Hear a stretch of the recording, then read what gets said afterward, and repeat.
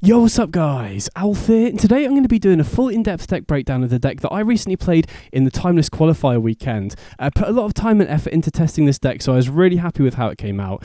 So first of all, there's going to be an importable deck list down in the description if you want to try the deck out for yourself. And I'm also in the process of writing a full in-depth article about this deck for MTGAzone Premium that will have a bunch more details about the card choices and how to play the deck, a sideboard guide, how it changes the deck for best of one, and some tips and tricks to help you play the deck as well. So as soon as that's finished and up, I'll have a link to that down in the description. Should be out later this week though, so keep an eye out for that if you're a premium member. But anyway, with that out of the way, this is my Simic Godfarrow's Gift Shift and Tell deck in Timeless that I ran in the qualifier. Now, before I get into the details, I want to give a big shout out to JJ Gals, who hopped on testing later on and was really good to exchange ideas with about the deck, and some of the suggestions that they came up with to tweak the list made it a lot more consistent, like having these Besaidus in the main deck, which made more room in the sideboard. So big shout out to JJ Gals for that for sure. But anyway, if you're not familiar with this deck, it's basically an all-in combo deck that is built around two powerful cards in Show and Tell and Shifting Woodland. So if you're not familiar with how these cards work, the main synergies that we're trying to set up here is Show and Tell into Omniscience, which then enables you to kind of burn through your deck and either win via Fae of Wishes that I'll explain in a minute, or if you can get Ulamog into the graveyard, you can cast Godfarrow's Gift, and then Godfarrow's Gift exiles the Ulamog, which then causes the counter you create to enter play with 10+1/+1 counters because the Ulamog itself is already in exile, and you give it haste, which means when you attack, the opponent has to sacrifice 10 permanents, which is going to win you the game in the majority of matchups, and then even if the opponent has a land, there's very little they can do from that point onward. So that's another way that you can win. Then outside of that, you've also got Show and Tell into Atraxa, which doesn't win the game straight away, but getting such a big body on the battlefield is often good enough to stabilize you, and it completely refuels your hand to often enable you to combo off the following turn, which is pretty big. And then also we've got Show and Tell into Godfarrow's Gift if we've got Ulamog or Atraxa in the graveyard as a very high impact play as well. And then additionally we've got Shifting Woodland, which can be used to turn into a copy of Omniscience and win the same way, and then similarly be used to turn into a copy of Godfarrow's Gift to win in a similar way as well. So the reason why this particular archetype, Show and Tell with Woodland and GPG was very appealing to me was because it gave the deck, first of all, a lot more resilience. I feel like most of the Woodland variants that I'd seen were very vulnerable to stuff like Surgical Extraction. This particular build of the deck can fairly consistently beat 2 Surgicals, which is very big. I have beaten 3 once or twice, but 3 is usually too much, but that's pretty good, right? Even if a deck boards in Surgical against you in high numbers, they're not that likely to draw more than 2 over the course of the game unless they're running like Snapcaster Mage or they flip Tamiyo very early on, if that makes sense. So being more resilient to Surgical is very, very big for that reason, but also it just makes all of your filtering and cards that ditch to the graveyard a lot better because you have way more hits, right? One of my big issues with a lot of the Woodland decks I've seen is that they just had Omniscience as the only card, which, like I said, makes you more vulnerable to Surgical, but also makes it a lot rarer to be able to set up, right? Most of those lists were running cards like Malevolent Rumble and Cash Grab, but if Omniscience is the only card that you can actually use with Woodland, the chances of you being able to set this up early aren't very high, and having a very high density of cards that work well with both Show and Tell and Woodland themselves in Omniscience, GPG, Ulamog, and Atraxa means that all of these setup cards are way better. We're way more likely to hit, a good hit to use with Woodland off a Malevolent Rumble or a Cash Grab, or these draw 2, discard 2 cards. If we're running 8 cards that work well with Woodland, these cards become a lot more high impact when we have a high density of setup cards. It basically makes it a lot easier to set up the combo without needing to run very specific tutors like Assemble the Team, for example, if that makes sense. Then additionally, another big upside that we get of running GPG and Ulamog specifically is we get to run Ugin's Labyrinth, which also really helps to address an issue I had with a lot of the other Woodland decks I'd seen, in that they were just pretty slow, right? I think the main reason why Sultai Show and Tell was considered the best variant is just because it's so much quicker, and being a turn or 2 quicker makes a huge difference in a number of matchups. Most of the other Woodland builds I've seen, a lot of were pretty slow, and we're running stuff like the One Ring and kind of playing this pseudo mid-rangey game plan, which I just didn't really like. So getting to play Ugin's Labyrinth is one way that you can address that, because it enables you to cast Show and Tell on turn 2, and also it enables you to cast Shift or activate Shifting Woodland on turn 3 without needing the token that you get off Rumble to survive, because you can go fill the graveyard in the first couple turns, then play Ugin's Labyrinth on turn 3 and imprint it, and then you have 4 mana to activate the Shifting Woodland if you've already got Delirium online. So this helps speed up your clock a little bit. And then secondly, the other cards that I've got in the deck are basically just all set up for your combo, all ways to try and race as quickly as possible, because I felt Woodland and Show and Tell were really powerful, but the reason why you want to play conventional Show and Tell is just that it's quicker. So my goal with this particular list was to just speed up the proactive game plan as much as possible, make that gap in speed between Sultai and Woodland builds much less, and then you still have the resiliency, which gives you a much better matchup against decks like Dimir or decks boarding in a lot of surgicals against you, but you're also able to race against decks like Mardu where that sort of thing really matters. That's kind of the goal of this deck. So just going to go through all the cards individually and explain how they work. So first of all, we've got Once Upon a Time here, which is such a big card in terms of improving consistency. It enables us to run fewer lands, which is pretty big for a start, because this can help find lands. As you can see in this deck, we're also not running any 1-drops, so the vast majority of the time, we really want to be using Hedge Maze on turn 1, whether that's just casting Hedge Maze or having one of these fetch lands to be able to fetch for Hedge Maze, potentially get a land in the graveyard and a card that we surveil for 2 card types for Shifting Woodland. So Once Upon a Time enables us to run a slightly lower land count, but also fairly consistently get Hedge Maze on turn 1 because we can use it to find fetch lands and stuff. But outside of that, it can also be used to find Atraxa or Ulamog, which are really good combo cards, and the cards that we have to set up the graveyard can be found off it as well in Albiorix and Tempest Harp. Then on top of that, it's also a very good card to use once we have Omniscience in play, right? One of the other big things if you're running a Show and Tell Omniscience deck is you need to have a very high density of cards that enable you to not brick when you have Omniscience in play. And Once Upon a Time can do that by finding Atraxa, which is really good at refueling your hand. It can find Albiorix and Tempest Heart, which can keep filtering through your deck to find other stuff. It can find Fae of Wishes, which can just win the game on its own. So this is very good with that. It can also find Beseiju, which is incredible in a number of matchups. It can find Shifting Woodland. It can find Labyrinth to help set up those faster starts. And it can also help find Ulamog if we need a way to imprint Labyrinth. So Once Upon a Time, just so good at overall increasing the consistency with everything. Then while we're on topic, Fae of Wishes, I felt like this was really important to have for a couple of reasons. So first of all, there were some situations where, especially against Mardu Energy, where they would get more than 10 permanents into play, largely off the back of Ocelot Pride, meaning that even if you can go through your entire deck with Omniscience, GPG plus Ulamog wasn't enough.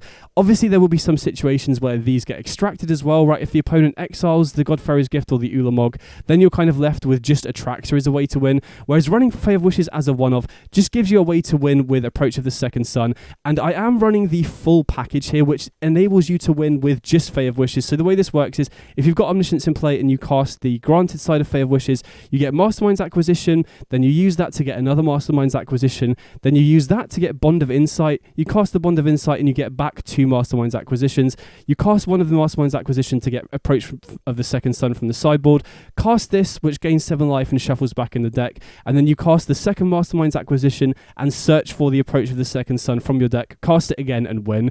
So this on its own, obviously it does take up 4 sideboard slots, so there is an opportunity cost there, but in the end, we ended up actually being, the sideboard space wasn't that much of a big deal in the end, so I absolutely think it's worth running these, because there are a number of situations where Fae will be the only card in your hand. The weakness of running these sorts of cards in Tempest Heart and Albiorix is they are card disadvantaged, so if you're relying on these to get through the deck, there will be some situations where you end up with just Fae of Wishes. Additionally, if you go off with Omniscience and you've got a Once Upon a Time as the only card in your hand, or a Malevolent Rumble or a Cash Grab, finding Fae of Wishes and needing like an Atraxa to get the Approach to the Second Sun is a nightmare. So I feel like it's definitely worth playing the full package just to guarantee that Fae on its own can win. Then we've got Malevolent Rumble and Cash Grab that do a very similar thing. Malevolent Rumble is the much better of the two for sure, because you get the 0/1 spawn token, which is huge because it enables you to use Rumble on turn 3, right? This is one of the ways that we can go off with Woodland on turn 3 without needing Ugin's Labyrinth, which is pretty big. And then there will just be turns where you need to be able to cast multiple spells in a turn. For example, if you've already got a Woodland, and you've got a few mana, using Rumble, filling the graveyard, and then finding another land, for example, then enables you to activate Woodland the same turn. So the extra mana that you can get off this is very useful, even outside of the turn 3 Woodland kills as well. And then Cash Grab is definitely the worst of the two. Against counterspell decks, Cash Grab is actually slightly better, because obviously you're not jamming a sorcery into Mana Drain, for example, which is why we're only running it as a 2 of. But you really do want a higher density of this sort of effect. Like I said, running a very high density of combo enablers means that these cards are pretty good, because you're very likely to hit stuff off this as well. well. And then outside of the combo enablers, you can also hit looters. So if you have a hand with multiple combo pieces in and you need ways to get them into the graveyard for woodland, you can use Rumble or Cash Grab to find an Albiorix or a Tempest Heart to then get them into the graveyard. And then, you can obviously find Atraxa, Godfarer's Gift, Omniscience, and Ulamog. And then the sideboard cards as well, the majority, all of the ones outside of the Fey of Wishes targets are permanent. So being able to find all of these off Rumble and Cash Grab really increase your chances of being able to reach your sideboard cards, which are obviously very important in basically every matchup. Then, like I've said, we've got Tempest Heart and Albiorix here as basically instant speed, draw 2, discard 2, which is very big when we have a very high density of cards that are pretty bad in our hand when we don't have show and tell, but we want to be able to get into the graveyard. And being able to draw first and then discard afterwards is obviously also way better than having to discard first. And being instant speed is also very relevant when, Dimir Tempo's about, more mana drain focus variants of show and tell are popping about now as well. So these are mainly here for the front side. The reason that we're running 4 Tempest Heart and only 2 Albiorix is because needing green-blue on turn 2 is pretty difficult when we're running 4 Ugin's Labyrinth. So Tempest Heart is generally much more easy to cast, but I feel like 6 is a really good sweet spot for these looting effects, especially when we can find them off Once Upon a Time and stuff as well. So 6 felt like a good amount. And then the other nice thing about these cards being creatures is that there will be some games, it's kind of rare, but there will be some games where the opponent is very, very focused on beating your combo. They'll bring in Graveyard Hate to shut off Woodland, they'll bring in discard spells or other stuff to shut off your show and tell. And in those games, if the opponent invests a ton of resources to stop the combo, you can just win by attacking off Tempest Heart and Albiorix. And that did happen in the qualifier, in the footage that I've got coming up that you can see as well. So these cards, really, really important setup cards. The fact they're creatures works very well with Once Upon a Time and Rumble and stuff, but with this many combo cards that you actively want in the graveyard when you don't have show and tell, you really do need this many looters, or you'll just end up with these sorts of cards stuck in your hand. Then the mana base, like I said, we don't have a ton of lands. I mean, we do have 23, which is a reasonable amount, which is pretty nice because it does mean that Once Upon a Time can be used to find other cards, and we don't always need them to find lands. Like I said, Hedge Maze is very important for turn 1, so the first copy of Hedge Maze is absolutely essential. But I think there are a decent number of spots where you have a second fetch land and you don't have anything to do, and just surveilling in this deck is so valuable, not only because it helps fill the graveyard for shifting woodland, but oftentimes, if you've got woodland and Omniscience set up, and you're empty-handed against a grief deck, for example, using Hedge Maze to be able to dig towards an active card that can help you combo off is absolutely huge. So I feel like 2 Hedge Maze is really big. Then we obviously want the fetch lands to be able to pair with them. We got Breeding Pool as well here, which is obviously important. And then the basic forest I also think is really important, not only to play around Blood Moon, which I wasn't really expecting too much Blood Moon, but I feel like you definitely do want a way to play around that, but also because you want to be able to fetch without taking 3 damage, right? Especially against decks like Mardu, where they are applying a lot of pressure, or even Dimir Tempo, you want to be able to fetch and only lose 1 life. So that's a big reason for the forest being there. The Ugin's Labyrinth I've kind of gone over already. This is very important at helping you get turn 2 show and tell, turn 3 woodland, and then allowing you to use multiple spells in a turn more easily as well. Kind of same thing as the Rumble token. And then finally, 3 Boseiju in the main deck. And this was a really great suggestion from JJ Gals. So I initially had 4 in the 75, 1 in the main deck, 3 in the sideboard. But the more we tested the deck, the more we realized just how good Boseiju is right now. It's good in basically every matchup, even game 1.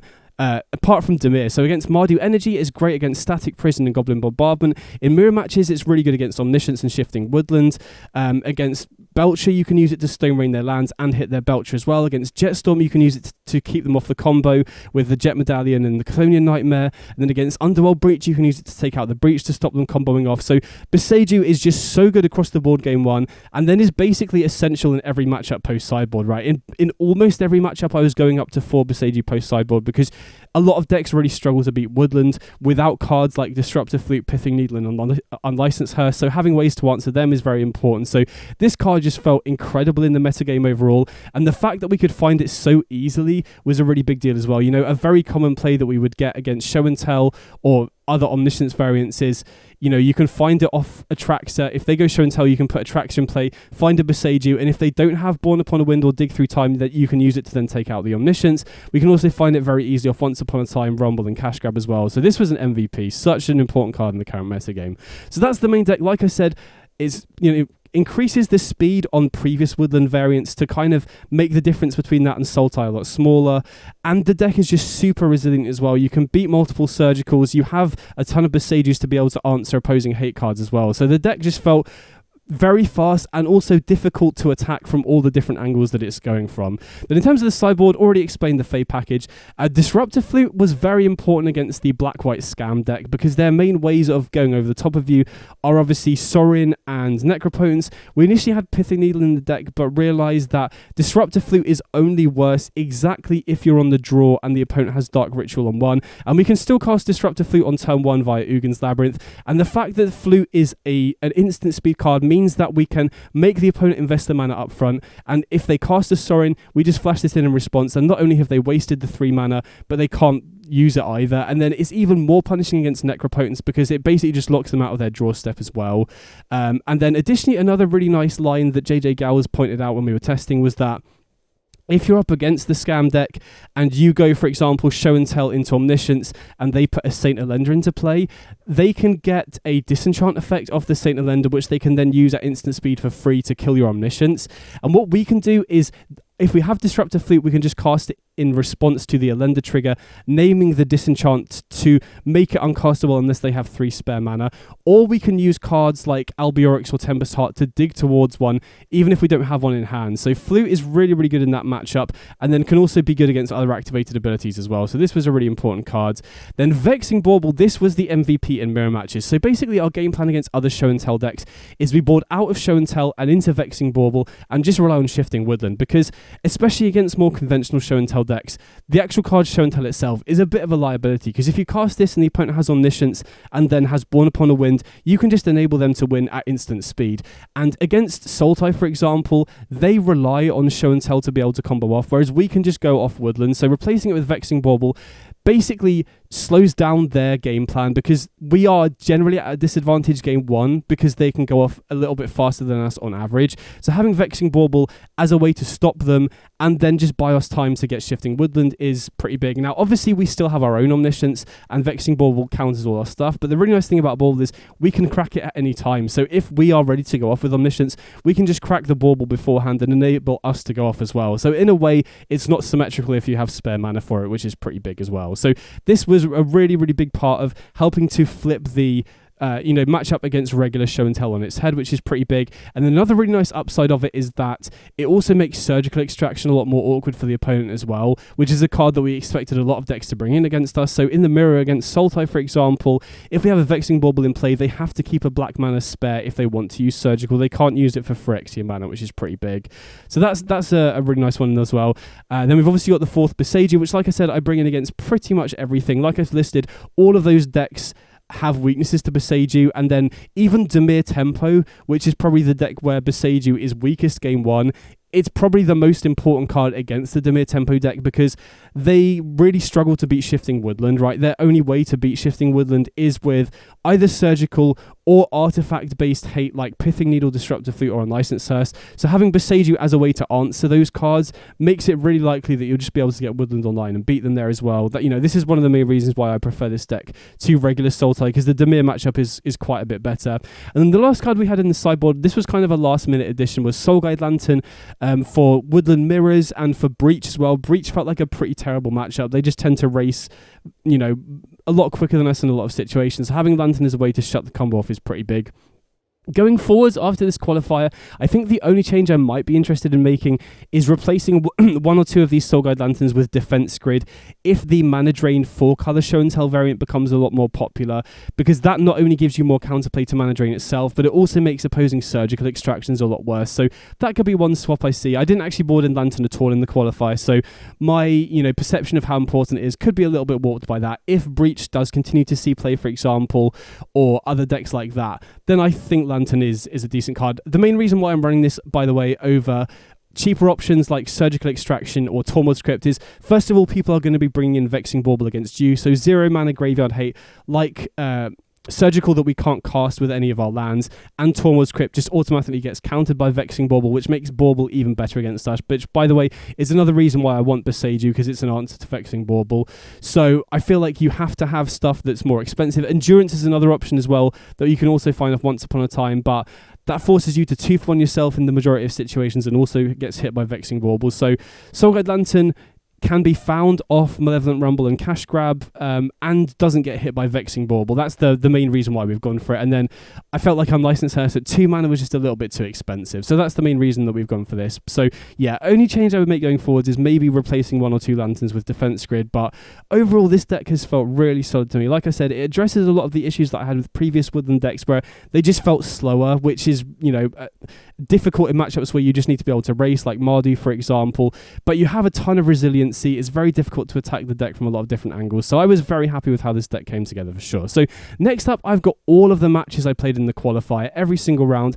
I wasn't actually recording commentary at the time because I wanted to focus on the game. So what I've done is I've basically added commentary after the fact, talk you through my games, which I think in a lot of ways can be better because it enables me to point out mistakes and stuff that I might have missed in the moment a little bit more. Either way, hope you enjoyed the gameplay, hope you enjoyed the deck. If you've got any questions about the deck at all, definitely let me know in the comments, and I'll catch you on the next one. Big up.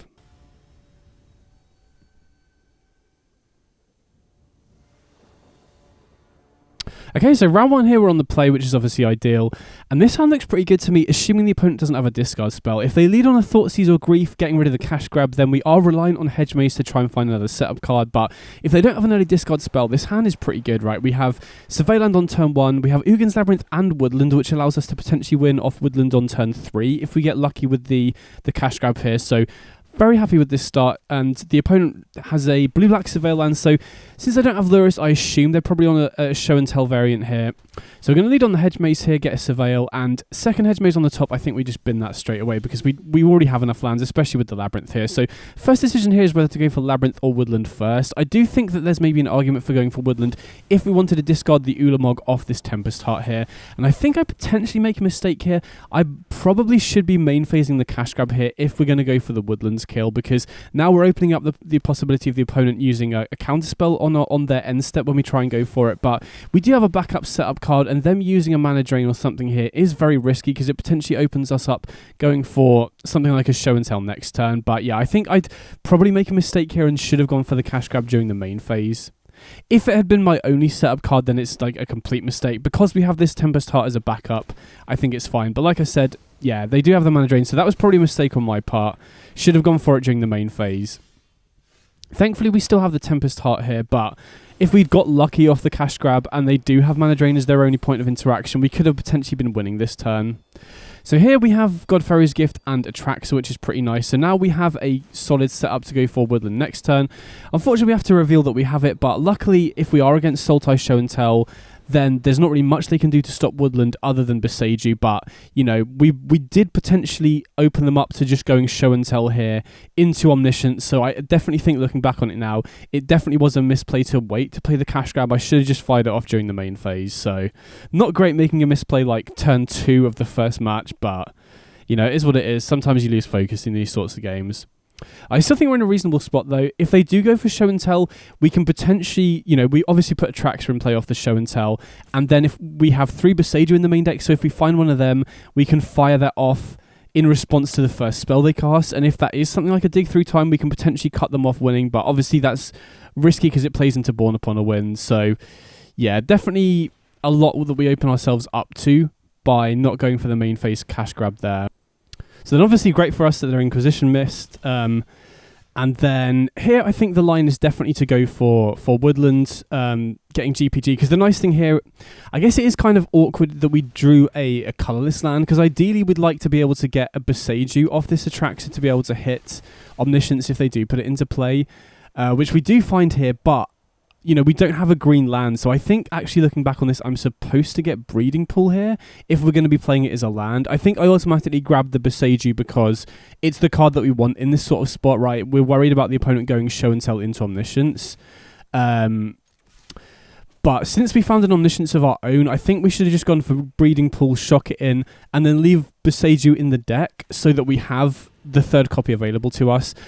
Since we get, hand size here off the Atraxa, we can just automatically discard the Ulamog into the yard, which is really good, because now we can fire up Woodland, get GPG Ulamog for the potential win here.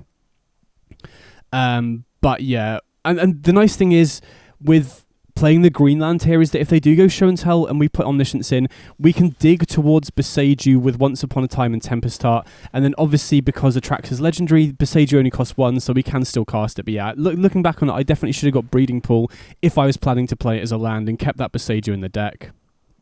So we fire up the Woodland here, get the GPG in play, get the Ulamog in play, and like I said, game 1, they don't really have good ways to interact with this, so I do think we got pretty lucky this game. I think there were a number of points where we would have been quite vulnerable. Had I played the main phase cash grab, obviously we do rely on variants being good to get Delirium Online there. I think the game would have been a lot simpler for us, so that mistake did cost me, and then I made a slight misplay with the Boseiju there. I don't think that makes too much of a difference, but managed to get game 1, which is pretty big. So here I assume we're against just regular Show and Tell, and my sideboard plan against this deck is basically cut Show and Tell for Vexing Bauble, because casting Show and Tell in the mirror is very risky. It gives the opponent the opportunity to put their Omniscience into play and allow them to combo off, and we don't need Show and Tell to win, right? We can just focus on the Woodland matchup, on the Woodland game plan in this matchup, cut Show and Tell and replace it with Vexing Bauble. Although I think, okay, in the moment I'm looking at the opponent's deck and thinking, are they on Show and Tell? We did see, Sultai colours, but I was thinking, that's not normally how Show and Tell plays out, right? They typically do more in the early game. And since they are on a Mana Drain variant as well, I wasn't 100% sure, but I do make the right sideboard choice here, because they are on, there's kind of this new variant of Show and Tell that I played a couple of times in this qualifier that's basically a 4-colour Show and Tell deck with Mana Drain, so it basically plays the Show and Tell game plan, but has more control elements to it as well, so kind of to give yourself an edge in the mirror match. So I think it was a good metagame choice, and I do think that having not played against this variant very much, I think I only played it 2 or 3 times in the run-up when I was testing. I do think I probably misplayed, in part because I just didn't have too much experience against the deck. But either way, being up a game here is a really big advantage. And this hand looks pretty good, right? We've got Hedge Maze on turn 1. We've got a lot of good setup cards here as well. We don't have Woodland or Vexing Bauble yet, although we do surveil our Vexing Bauble to the top here, which is pretty nice. So again, still not 100% sure in the moment that the opponent is on Show and Tell, but I'm pretty confident that they are. There's very few control decks that would be in Sultai. I mean, I faced a couple in testing, but I think we definitely sideboarded correctly with the information that we had at the time. So here we've got a Vexing Bauble on the top, so my plan next turn is to, Once Upon a Time, and then just get the Vexing Bauble in play. We want to get that down as soon as possible. Obviously, we could hold it to put it into play off the Show and Tell and use Malevolent Rumble to try and forward our proactive game plan a little bit more, but I think it makes a lot more sense getting the Vexing Bauble in play, and then if the opponent does cast a Show and Tell, we get to put an Atraxa or an Ulamog in play instead, which is so much more high impact. So I think it's worth delaying our proactive game plan a little bit just to set that up. So Once Upon a Time finds a Boseiju, which is really nice. That's a way that we can potentially, if they do have a line like Show and Tell into Omniscience, or if they go like Veil of Summer, Show and Tell Omniscience, we can potentially Boseiju the Omniscience in response. If they go Show and Tell into Omniscience and they happen to have brought in Abrupt Decay against us, which isn't very likely. I think one of the advantages of keeping this deck under wraps before the qualifier was that people don't know that my game plan is boarding in Vexing Bauble, so I think the average Show and Tell list probably isn't bringing Abrupt Decay against me. But if they are and they go Show and Tell into Omniscience, into Abrupt Decay, having Boseiju to be able to fire off in response is a really big line there as well. So now that we've got Show and Tell on lock a little bit, and we've got a decent, we've got a couple of good options to put into play off Show and Tell if they do go for it. We're just going to try and set up our proactive game plan now. Ideally, we want to keep this Boseiju as interaction though, so I would quite like to dig towards another land here. So bidding the GPG is nice. Now we have Ulamog and GPG available. Unfortunately, we do have to play the Boseiju out as a land here. We could have gone for Rumble main phase, but we really don't want to play into Mana Drain when we have instant speed options. So even though I don't like having to play the Boseiju out as a land, I think it's correct here because our only other option is to fire off one of our setup cards main phase, which is so soft to Mana Drain here. But I guess that's the advantage of running 4 Boseiju in the deck. We can afford to play one out as a land, and we're still pretty likely to dig towards other ones here. So put it in the tank here. My plan here basically is to fire off Tempest Heart or probably Albiorix in this situation because we have the mana to cast it, right? There might be future turns where we have Ugin's Labyrinth and, casting multiple spells in a turn becomes more awkward when we have a colourless spell. So opponent fires off Crows and Grip, so now we're 100% sure that we're against a Show and Tell deck, or, you know, pretty certain. Not many decks can run Crows and Griff if they're not also running Omniscience, because it's pretty expensive. So now they have taken out our Vexing Bauble, and we've played out the Besieger as well, which is kind of awkward. Another really nice thing about Vexing Bauble in this matchup is it does make the opponent have to cast mana for Surgical Extraction as well, which is very good. You know, in the unknown, it basically forces... Obviously, Show and Tell will have access to black mana, but it taxes their mana a little bit more. They have to keep black mana available constantly if they want to use Surgical with Vexing Bauble in play. So they do Surgical the Vexing Bauble, which I'm not too worried about, really, because, you know, our main way to win here is Woodland, and had they kept that Surgical to disrupt Woodland, that would be a lot more difficult for us long term. So I'm not too concerned about this, especially because we don't have another one in hand, but it does shut off one of our main ways to stop them comboing off here. And again, had we found another land off the top and held that Besieger in hand, I'd feel more confident about this spot. So here they fire off Show and Tell, and I'm going to fire off Albiorix in response because I really want to find a Besieger. If I find a Besieger, I can put Atraxa in play off the Show and Tell, and then in response to the Atraxa trigger, I can fire off Besieger in response, which stops them casting anything off Omniscience at sorcery speed. And also it digs us closer towards Besieger, so if we don't find a Besieger, we're more likely to find one off the Atraxa. Now that does give them one free spell off the Omniscience, and they start using Dig Through Time immediately. So if they can find a Born Upon a Wind here, we're basically just lost here regardless of what we had. You know, even if we'd found another land off the top, Besieger would have been too slow here because they can fire off Dig Through Time in response to the Besieger.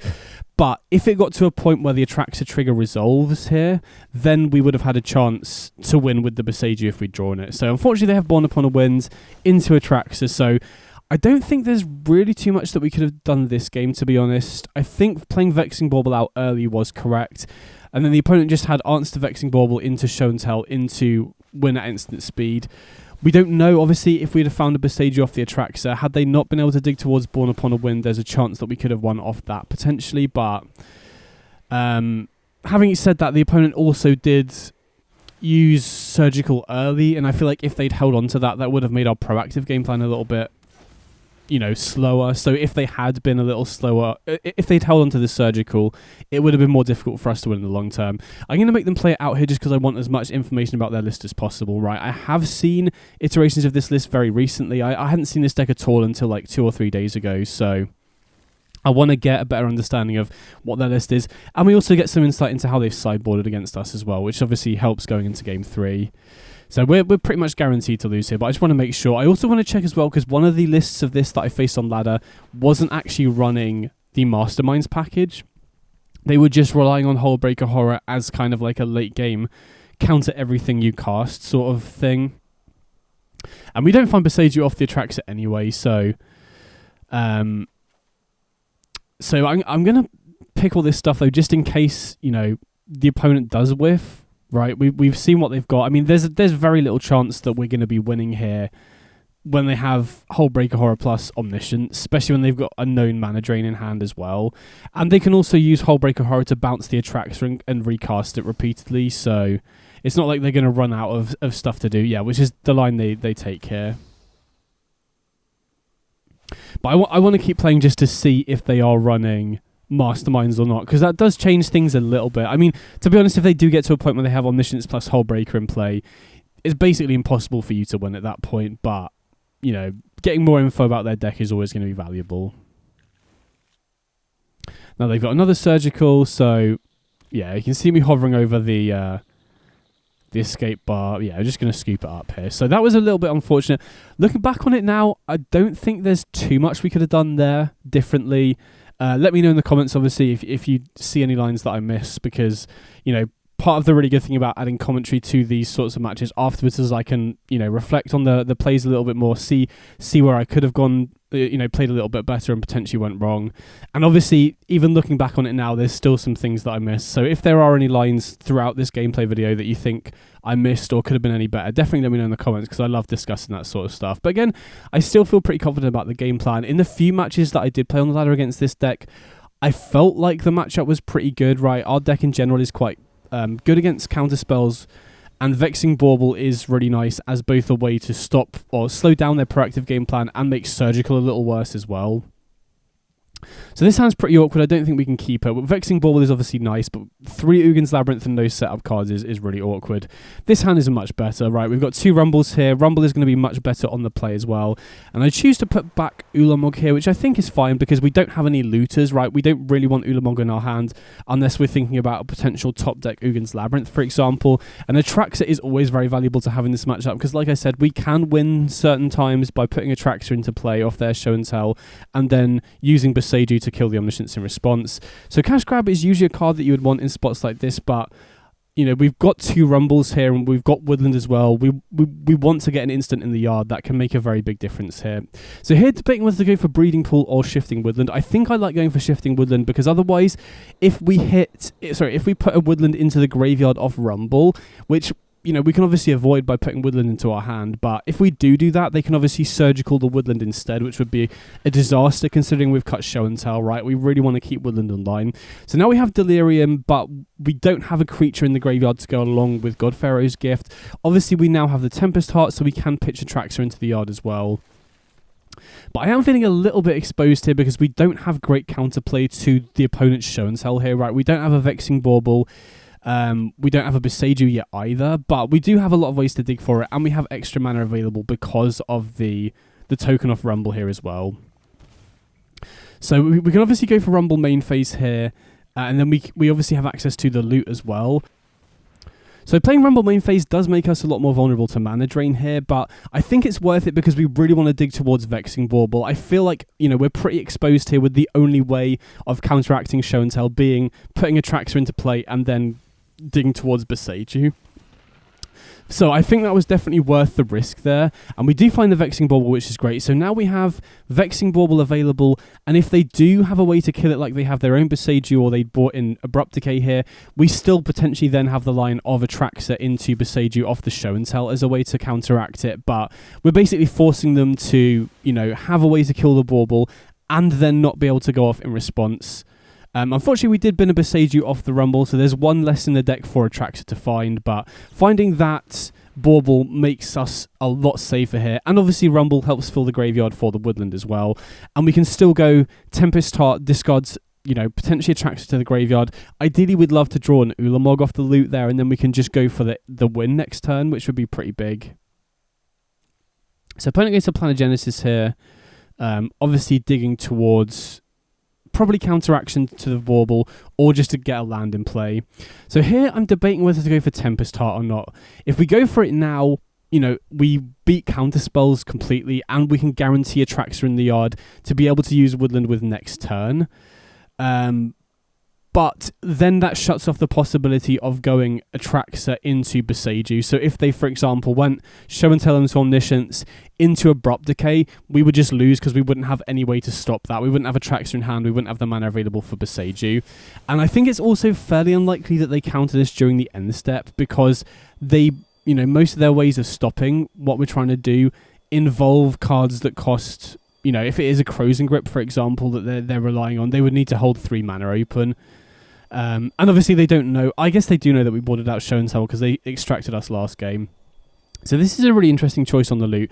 I think with GPG in the graveyard, we have to discard Atraxa, which does leave us more vulnerable to Show and Tell, but we just drew Boseiju as well, which is, you know, gives us some counterplay at least. So I think I'm just debating what the extra card is. And looking back on it here, I think we should be discarding an Albiorix and an Atraxa. Yeah, okay, that's what I ended up doing because we want to play Labyrinth as a land and hold on to this Boseiju to give us some counterplay to Show and Tell.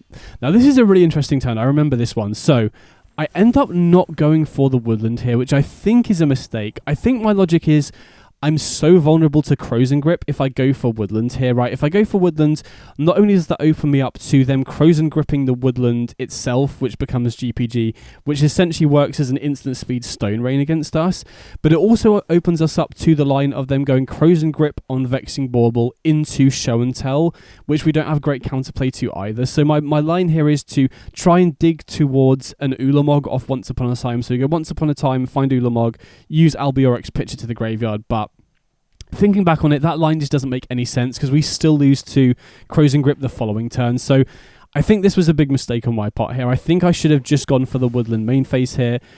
And we honestly, in this spot, looking back on it, we can't afford to play around Crows and Grip. If they have Crows and Grip for the shifting woodland, we're losing next turn regardless. So I should have just gone for the woodland, especially because Vexing Bauble does allow us some amount of protection. Because the other issue with not doing that here is it just allows the opponent to spin their wheels here, right? They can just spend their mana digging towards stuff, you know, casting Brainstorm. I think they also then have a dig through time here as well. So this helps them set up exactly what they need.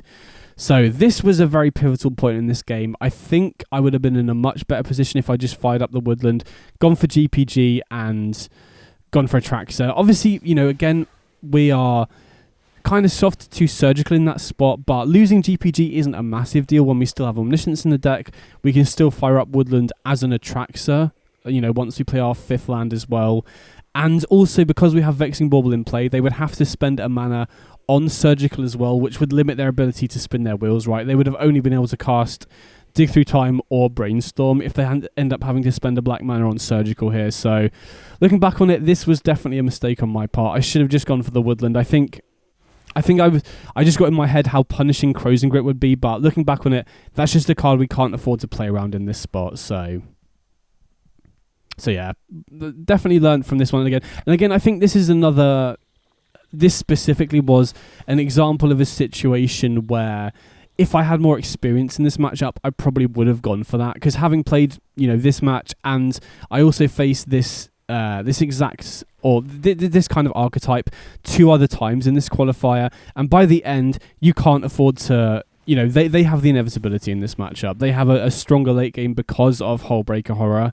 And so in spots like this, we just have to try and press the advantage and go off when we have the opportunity. And like I said, we have Vexing Bauble protection. So even though Woodland does leave us shields down without being able to use this Beseiju, you know, we still could have gotten a Atraxa in play here. Could have, you know, pitched Ulamog to the graveyards this turn, and then even if they do have counterplay to the woodland, we can still, you know, we still have an Atraxa in play that can start applying pressure. So now we do go for the woodland, and again, you know, the opponent has had so many more looks to an answer to this, whether that's surgical, whether that's Crows and Grip. So yeah, definitely a big mistake on my part for sure. So we woodland the GPG here. The 2 main cards that we're worried about here are, like I said, surgical and Crows and Grip, and you know they've had Demonic Tutor, Dig Through Time, and Brainstorm to look for those cards. So yeah, kind of annoyed with myself about that. That was kind of a rookie error, I think. So they do let the GPG, but I can't remember. I think they've got Crows and Grip here. Yeah, they do have the Crows and Grip. So again, if they had the Crows and Grip and we'd gone for woodland the turn before, that would have been really bad for us. But I think in those spots, we just have to hope they don't have it. And now we're in an awful spot, right? We have basically no proactive game plan whatsoever. We don't have woodland. We don't have show and tell in the deck anymore. So, and now the opponent's had a ton of time to dig for stuff as well. I mean, thankfully, we still have access to Atraxa in hand here. So if they do go for show and tell, we can still potentially go Atraxa, dig for Beseiju, use Beseiju to hit their Omniscience, and then hope they don't have or can't dig towards Born Upon a Wind. But they've had so many looks for it that I just have to assume they have it at this point. So they do go for the show and tell. We put Atraxa in play, and then I think the opponent makes a really heads-up play here. I think, from what I can remember, they surgical. Oh no, maybe that's another game. But yeah, they lead on a Dig Through Time in response to the Atraxa. So already looking pretty bad for me here. So yeah, looking back on it, definitely a big misplay from me, not going for the woodland. And if they don't have if they don't have Crows and Grip there, then I think this game kind of flips on its head completely. So yeah, I was definitely just overthinking it there. Oh, maybe this is the game. It looks like they're hovering over the graveyard. So yeah, one of the games I played, Atraxa into Beseiju was my only out, and the opponent surgical Beseiju in the graveyard before the Atraxa trigger, which is a really heads-up play. I can't remember if it was this opponent or someone else. I have a feeling it was this game. We'll see. But obviously now they're using a bunch of instants to try and dig towards stuff.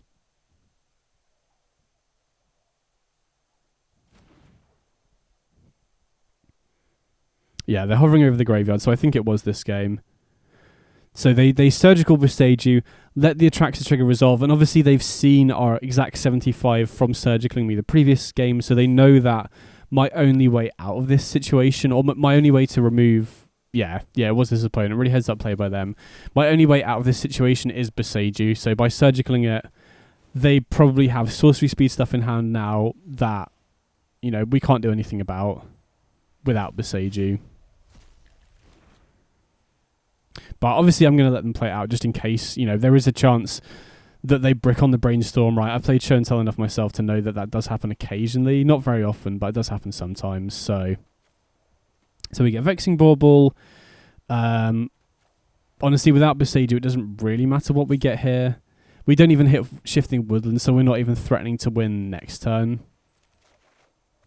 So just going to edit this down a little bit because I don't want the video to go on for ages. But yeah, opponent basically just set up, got the whole Breaker Horror in play, passed the turn to me. So it looks like they're not on Mastermind's Acquisition, but obviously, as you'll see here, they don't need it. We cast the Cash Grab. They can just cast an instant in response and just bounce the Cash Grab back to hand. It's basically a lock without needing to spend main deck slots on Masterminds or sideboard slots on, the Approach package or whatever. So here we basically just try and get Vexing Baubles in play, maybe potentially buy time for, to top deck a Woodland, but the opponent just keeps bouncing my stuff here and gets the game. So I do think we could have potentially won this game and match if I hadn't punted that turn with the Woodland. If I'd fired that up and we got GPG Atraxa and the opponent didn't have Closing Grip that turn, I think we've got a much better chance. Right, we would have had a refilled hand. We would have had a creature in play that can start applying pressure. And we would have still had the Vexing Bauble in play as well, plus the Besage that we had in hand. So yeah, I am kind of annoyed with myself because it definitely, I feel like this game was winnable had I not made that misplay. But again, I think not having knowledge of this matchup very well, and the opponent playing very well as well, like them surgicaling the Besage was a really heads-up line. So ended up losing game 1 there, which was winnable, but definitely learned a lot from this game, which is important.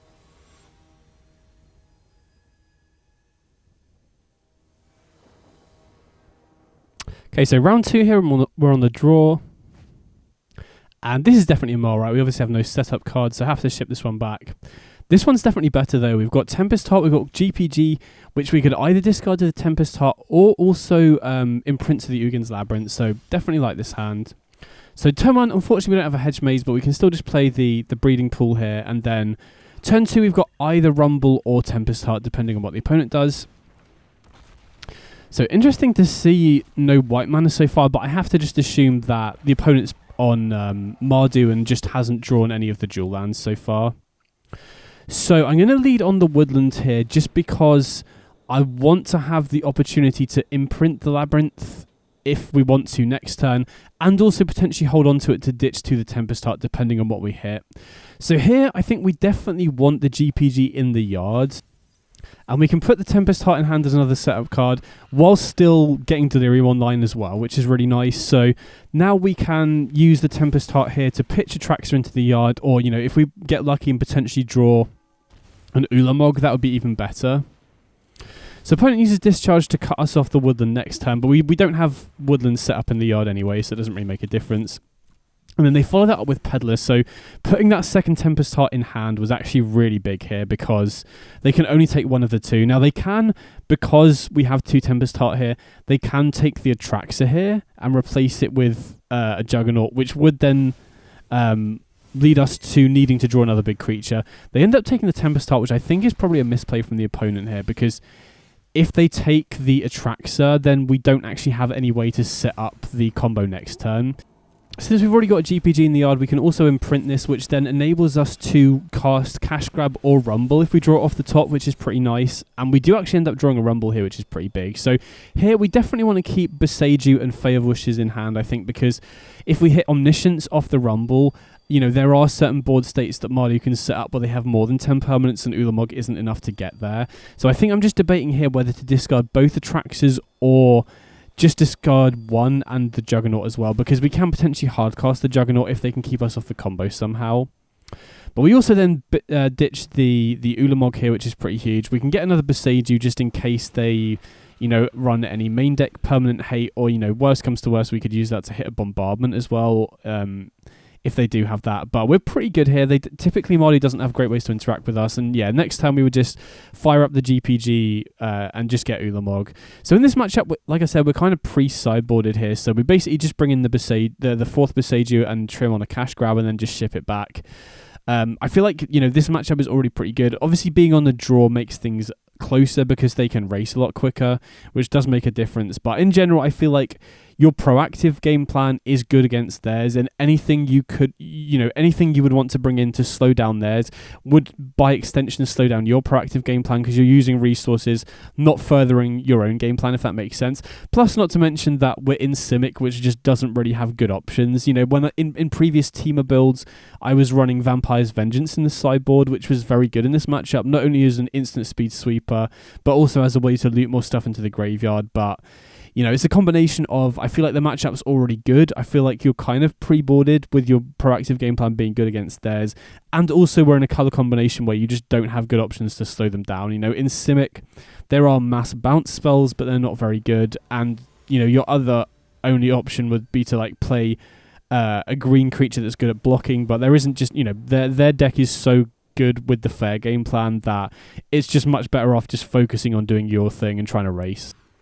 So this first hand here is obviously unplayable. This hand here, though, is very interesting because we've got, if we hit a blue land off Once Upon a Time, we can go blue land on 1, whether that's a hedge maze or a fetch land. And then on turn 2, we can go Ugin's Labyrinth, imprint Ulamog, then show and tell into the other Ulamog, and it will enter with 10+1/+1 counters because of the exiled Ulamog to the Labyrinth. So I think here I'm just trying to debate whether it's safer to keep the Albiorix to try and fill up the graveyard, but looking back on this hand, it's just a snap. Put the Albiorix back. We can't cast Albiorix without a green land, and also I like keeping Boseiju here as well because they could potentially have Static Prison off the show and tell, right? And if they get a couple creatures down early, they could just sacrifice them instead. So having Boseiju is kind of a hedge against that as well, right? Gives you a way to kill the Static Prison, which is also a really powerful line because not only does that enable you to then just attack with the Ulamog the following turn, but it also allows you to block one of their creatures as well, right? You can fire off the Boseiju in response to them attacking. So we get the Hedge Maze here, which is really big. Enables us to save this Once Upon a Time, which is nice. We get another Show and Tell, which I think I keep in this spot, mainly because if they do have a Swords to Plowshares or something, we can then put the Ulamog that we imprint back into our hands to use with the second Show and Tell. So we're kind of just thinking at this point, okay, if our primary game plan fails, what's our best way to recover? This is an interesting Once Upon a Time. I think the two main considerations here are Woodland and Tempest Heart, and I think without having much set up in the graveyard, it's better to get the Tempest Heart just to set up. So I like my play so far this game. So now we can go for the Show and Tell. We get the Ulamog in play with the 10+1/+1 counters. And I believe the opponent does have Static Prison here, which is a little bit awkward because them leaving 2 mana open here obviously signals pretty heavily that they've got Orcish Bowmasters, and them flashing Bowmasters in response does mean that they can pretty safely just sacrifice both their tokens here to the ward trigger without losing much tempo. So this was a pretty good exchange for the opponent considering how strong our start is, but thankfully we've still got this Boseiju here. So like I said, we can wait for them to attack the following turn, use Boseiju on the Static Prison, and then, hopefully eat up one of their attackers and potentially attack back for lethal the following turn. Well, it wouldn't be lethal, but, we'd be able to make them sack 10 permanents, which for the most part would end the game. So here, my decision is just whether to play the Boseiju out or not, just in case they have a second Static Prison, right? They are going to get a lot of tokens, so they could potentially play another one main phase 2. Thinking about it, I don't know if I agree with this line. I think it might have been better to play the Boseiju out just because if they do prison, we can then just go for Show and Tell again the following turn. But either way, we get to Boseiju, get the Ulamog back, and also it would mean we're not missing land drops either, right? So yeah, I'm not 100% sure whether that was the best line or not. I think from what I remember, I end up regretting not playing that Boseiju out earlier, but I think it's pretty close. I could see an argument why you'd want to hold on to it, because you would imagine that this 17/17 Ulamog would get there. Unfortunately, they do have Swords to Plowshares as well, which is a little bit rough. But, at least we're at a very high life total now, so we have time to get back into it. So they end up going for Disruptive Flute, and they name Shifting Woodland here, which is great. Had they named Show and Tell, we wouldn't really... Well, considering we drew another Show and Tell, it would be pretty rough here. So I think one of the reasons why I regret not playing the Boseiju the previous turn is had I drawn another land here, I could have potentially gone, use Ugin's Labyrinth to put Ulamog back into my hand, and then cast Show and Tell to put it in play immediately. Here, I feel like it's a pretty tough spot, because if we could potentially... cast the sorcery side of Tempest Heart and then put the Ulamog back into our hand. But if we get Tempest Heart down, that should hopefully slow down their proactive game plan to the point where we can then, prevent them from snowballing the game with these Ocelot Prides and then use Show and Tell the following turn anyway. So unfortunately they have Static Prison here, so here I'm just hoping to draw a land off the top. If I draw land, I can use Labyrinth to put the Ulamog back into my hand and then cast Show and Tell here. And thankfully we do draw a land, so we can do the line I just said here. But looking back on it, I think I probably misplayed putting the not putting the Boseiju out a turn sooner, which could have made a difference. And then, if we had drawn a land, we could have got Ulamog down a turn earlier. I mean, unfortunately, they did have another Static Prison here, so them having double Static Prison and Swords to Plowshares is pretty unfortunate this game. So here they end up making a really heads-up play. They sacrifice the Static Prison, and then they put Lurrus into hand, cast Lurrus with all the excess treasures that they got off the Ocelot Pride and Ragavan, and then they can cast Static Prison to get rid of the Ulamog again. So I remember being pretty tilted in this spot that, we've got Ulamog into play 3 different times, and they've happened to not only have the answer, but also be able to play... also be able to pay the ward cost each time and still have a crazy wide board here. So now we're in real trouble, right? They're going to keep the Ulamog under the Static Prison. They can Static Prison the Tempest Heart. And then we're obviously forced to attack with the Juggernaut this turn. And now they have Goblin Bombardment with a huge, huge board as well. So yeah, they can now pick apart the Juggernaut. So yeah, this was kind of a tilting game to lose. I think the average draw from the Mardu deck, they wouldn't be able to deal with Ulamog 3 different times, but... it happens sometimes, and we'd much rather it be in a game 2 than a game 3. And moving into game 3, we get to be on the play here as well, which is pretty huge. So they do turn Woodland online, but we obviously don't have anything in the graveyard that we can use with it yet. So going to game 3, which is kind of annoying, but like I said, being on the play really does help in this matchup, because both sides are basically just trying to raise. So getting to go first makes a huge difference here. So again, no changes to sideboard. We do definitely want that 4th Boseiju, not only because, they're likely on high numbers of Static Prison, but also because we've seen Disruptive Flute as well. And that's the kind of card that we want to be able to answer against Mardu. Stuff like Unlicensed Surf, stuff like Disruptive Flute that can stop our Woodland.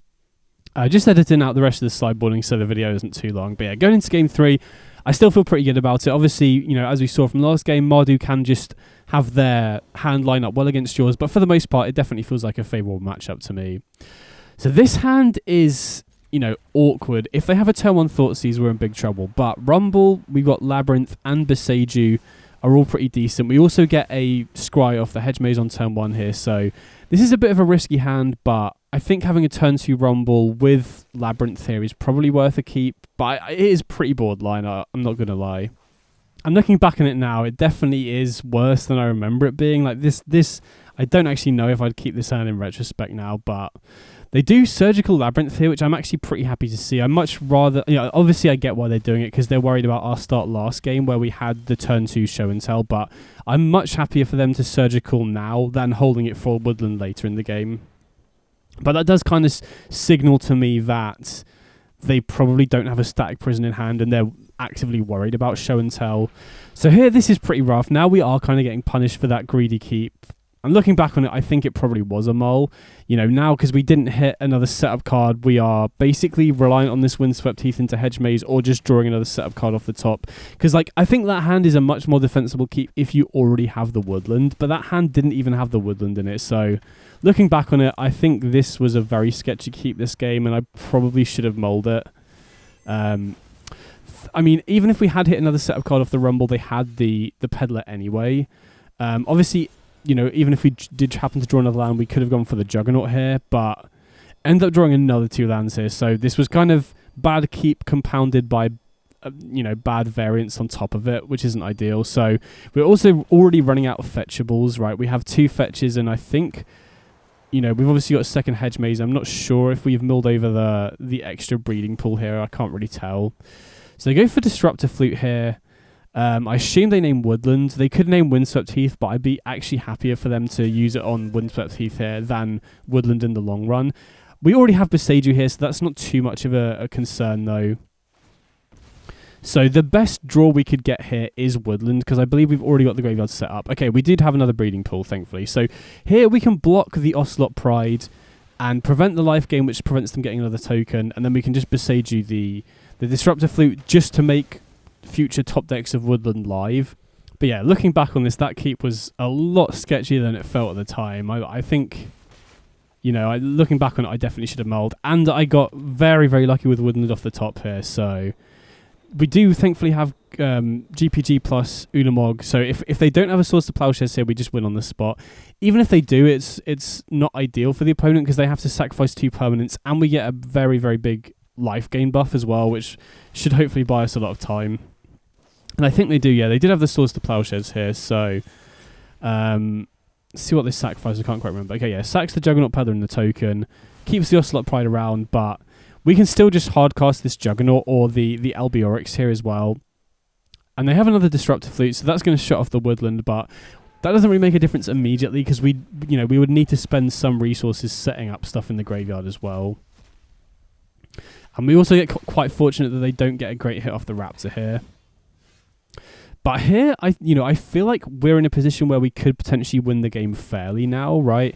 We obviously don't know what the last card in their hand is, but here we can just cast out the LB Oryx, activate the food token to buff it to a 5/5, and they can't really attack with the Ocelot Pride. Obviously, they can start getting Lurrus online here, but we're at least stonewalling their proactive game plan a little bit, which should hopefully buy us some time. Okay, they cast the Juggernaut Peddler, so that's not really going to do anything, right? We've only got a Juggernaut in hand. And they obviously have enough mana to put Lurrus into hand, so they definitely have the advantage going into the longer game, but we still have a lot of pretty good top decks here. And, we can potentially start attacking with this 5/5 and just cast the Juggernaut here as a way to stonewall them for another turn and just start racing. So we cast it Once Upon a Time, and we find Boseiju, which is pretty interesting. I can't remember what I take here. Okay, Tempest Heart is fine, because Boseiju, the Disruptor Flute, doesn't actually really do that much this turn, if I'm being honest. Right, we need to set up the graveyard first. But this is kind of another situation where I'm very happy to have 4 Boseiju in the deck, because hopefully this Tempest Heart can not only set up the graveyard with another big creature, but also dig towards another Boseiju as well. So we got the Juggernaut down here. I am basically trying to start racing here, right? They could have obviously had a removal spell for the Juggernaut, but I don't really feel like I can play around that at this point. My route to victory is basically just, attacking here. So we draw a Godfarrow's Gift, and we can actually, we're getting very close to being able to hardcast it. Obviously, it's pretty awkward here that we have to attack with a Juggernaut because they have 2 first strikers, so it's just going to get eaten up by this Amped Raptor and Ocelot Pride here. I end up attacking with both, which I think is correct, right? They are going to gain a life point back here. If they had a Static Prison in the yard, then I definitely think this is a mistake, because if they have a removal spell for the Juggernaut and you can just cleanly attack him with everything, that's pretty rough. But here we can go for the Juggernaut, and then I believe I've still got a fetchable in the deck. I think I'm just double checking. Yeah, so I've got a second Hedge Maze still in the deck, which is pretty big.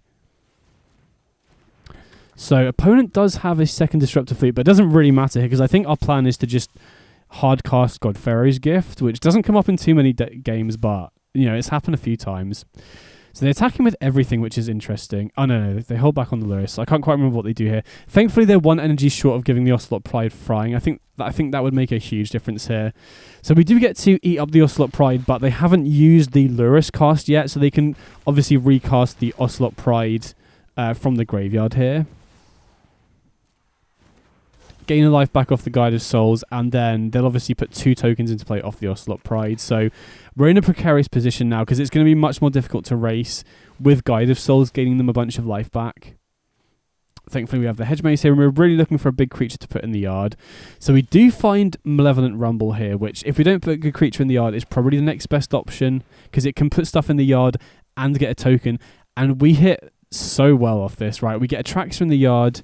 We get Boseiju into hand, which only costs 1 because of Albiorix. So here we can use Boseiju on the Disruptor Flute, and then we can fire up the Woodland. Now, interesting spot here.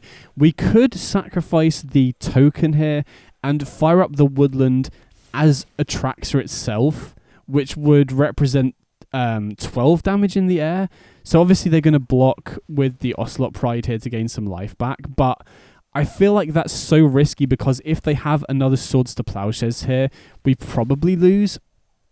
Whereas this line going for Godfarer's Gift, which is what I go for instead, we get to keep the token around, and we also get to refuel our hand off the Atraxa, which is pretty huge in this spot. So I don't actually think they had Swords to Plowshares in this spot, so going for Atraxa probably would have won us the game on the spot, which, considering we're behind on board, is definitely a line we should be considering here, but I think the fail rate of Swords to Plowshares is so bad, and if they do have swords, we probably can afford to play around it in this spot. Well, having said that, right, if they swords the Atraxa here, I guess we go up to 22, so we've got at least another turn, and we do refuel our hand. So I think on balance, I do like the line we went for. Obviously, they block for Ocelot Pride, go back up to 10, so they go down to 1 here, but I feel in this spot we can afford to play around the Swords to Plowshares, and because we got to refuel our hand, you know, we've got a very good chance of just winning on the following turn. Although having said that, they do get to recast Disruptor Flute off the Lurrus here, so, you know, I think it's pretty close, but, I mean, we still have more than lethal in the air currently, so I'm not 100% sure. I think it's close whether we should, but basically whether we can afford to play around Swords to Plowshares in this spot. And also, I doubt they have that many copies in it, right? They probably, you know, we obviously saw from the last game that they keep in some to deal with Ulamog, but they can't really be running that many, if that makes sense. So here I think they double buff the Lurrus to try and gain life, to stay alive here, and I think I just take the trade here, which, you know, we obviously want to kill the Lurrus when we get the opportunity, especially when it's a 7-6. So even though we're pretty far behind on board here, I still think we have a number of ways to win, right? We've obviously got Show and Tell and Omniscience, and even if they have Static Prism, we can Boseiju it. If they take the Omniscience here, we can just use Woodland because they didn't replay the Disruptor Flute off Lurrus either. So this has been a very interesting game. I still think the hand I kept was super risky and almost certainly a mistake. And then obviously we did have to get a little bit lucky with the shifting Woodland top deck. But yeah, now we can just Woodland the Omniscience and start going off, dig towards the Fae of Wishes, and now we can just win with the Fae Loop, regardless of how many permanents they've got in play. So this is one of the main reasons why I really like having the Fae Loop in the deck, because there are some boards, especially against Mardu, where Ulamog isn't actually good enough to win if they can get on the board quickly early enough. But yeah, obviously we did have to get lucky with that Woodland top deck, and we kept a hand that's far too risky looking back on it, but thinking about it, the opponent was also fairly fortunate with the interaction they had game 2, so swings and roundabouts, as long as we learn from the mistake with the hand we kept this game, then it's not too bad. But yeah, now we can just Masterminds for the approach, and then Masterminds for that. So yeah, very happy to take this one down, even though it was a very close, and this game in particular was very weird, but ended up getting there.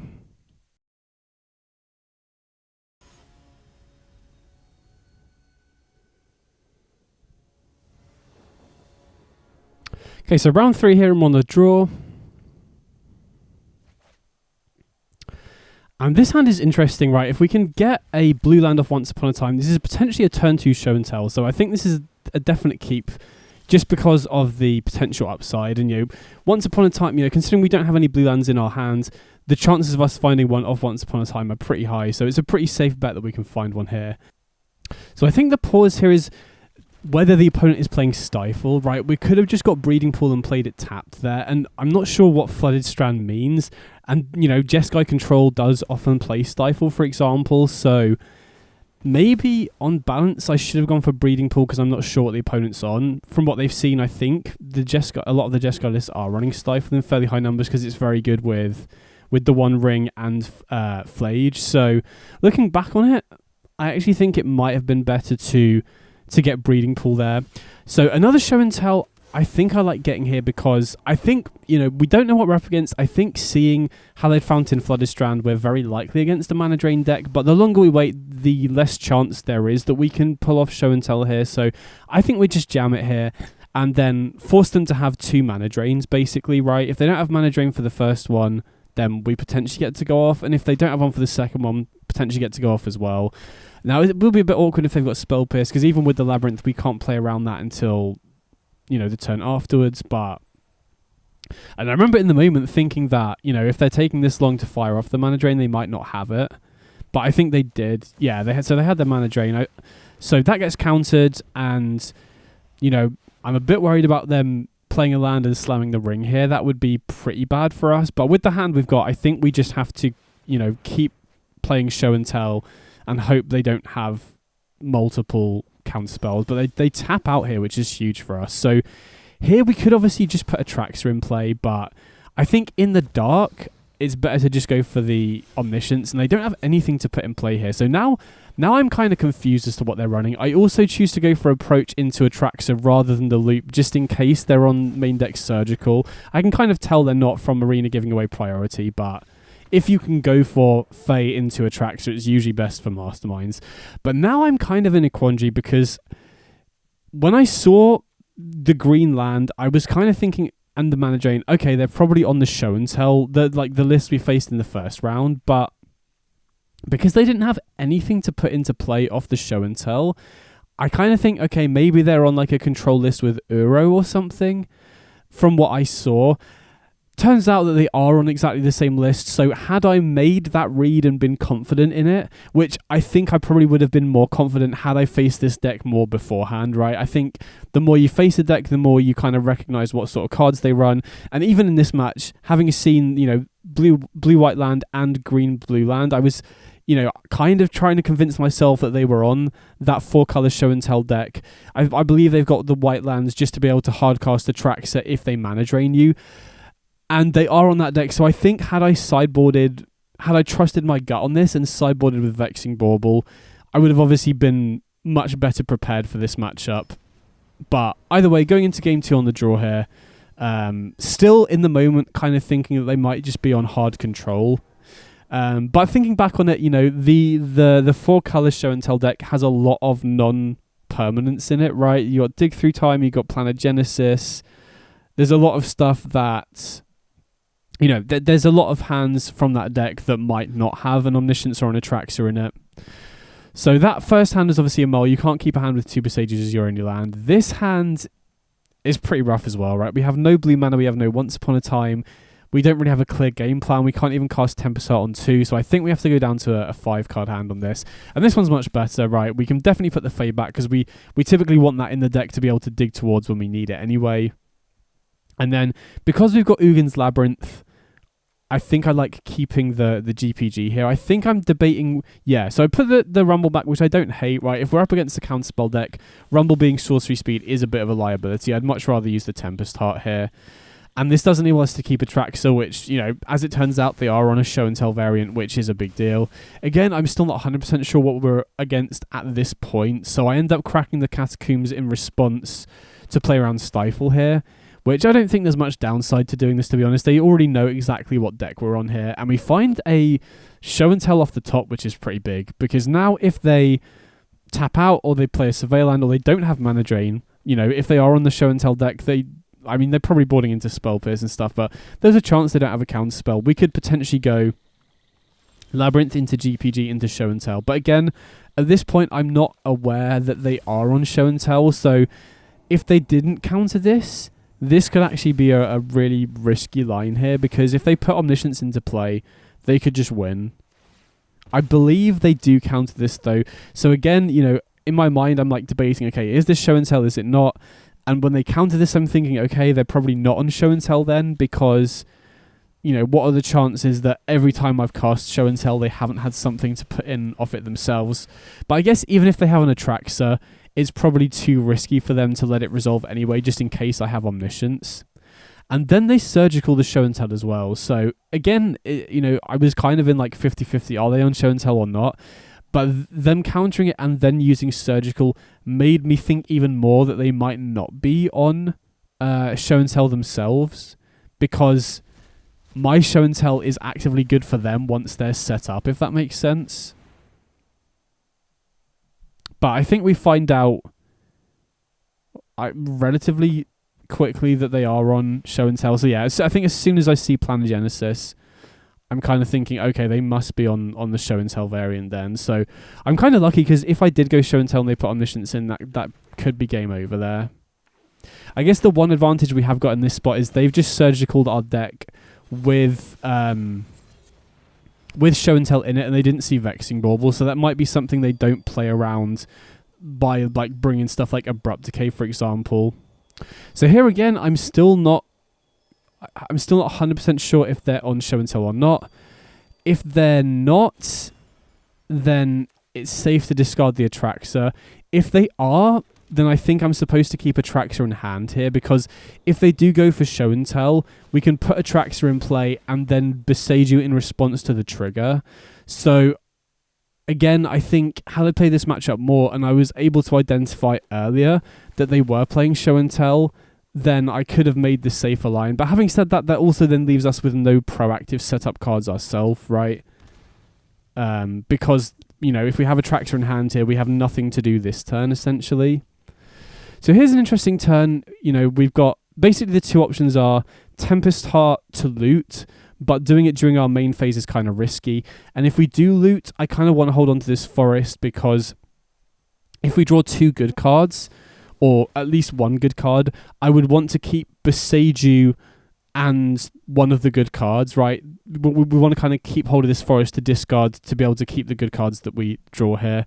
I set a stop during the end step just in case they tap out. I would like to be able to use the Tempest Heart here, but having said that, again, I think I'm still debating, okay, are they on show and tell? And if they are, I want to be able to go Tempest Heart and Boseiju, right? If I go Tempest Heart during the end step, we don't have mana available to use Boseiju on Omniscience. So it looks like they're going for dig through time here, because I can see them mousing over the graveyard. And at this point, I'm like, okay, I now know that they're on show and tell from what I've seen so far, right? Basically well, not the exact same, but very, very similar to that list that we faced in round one.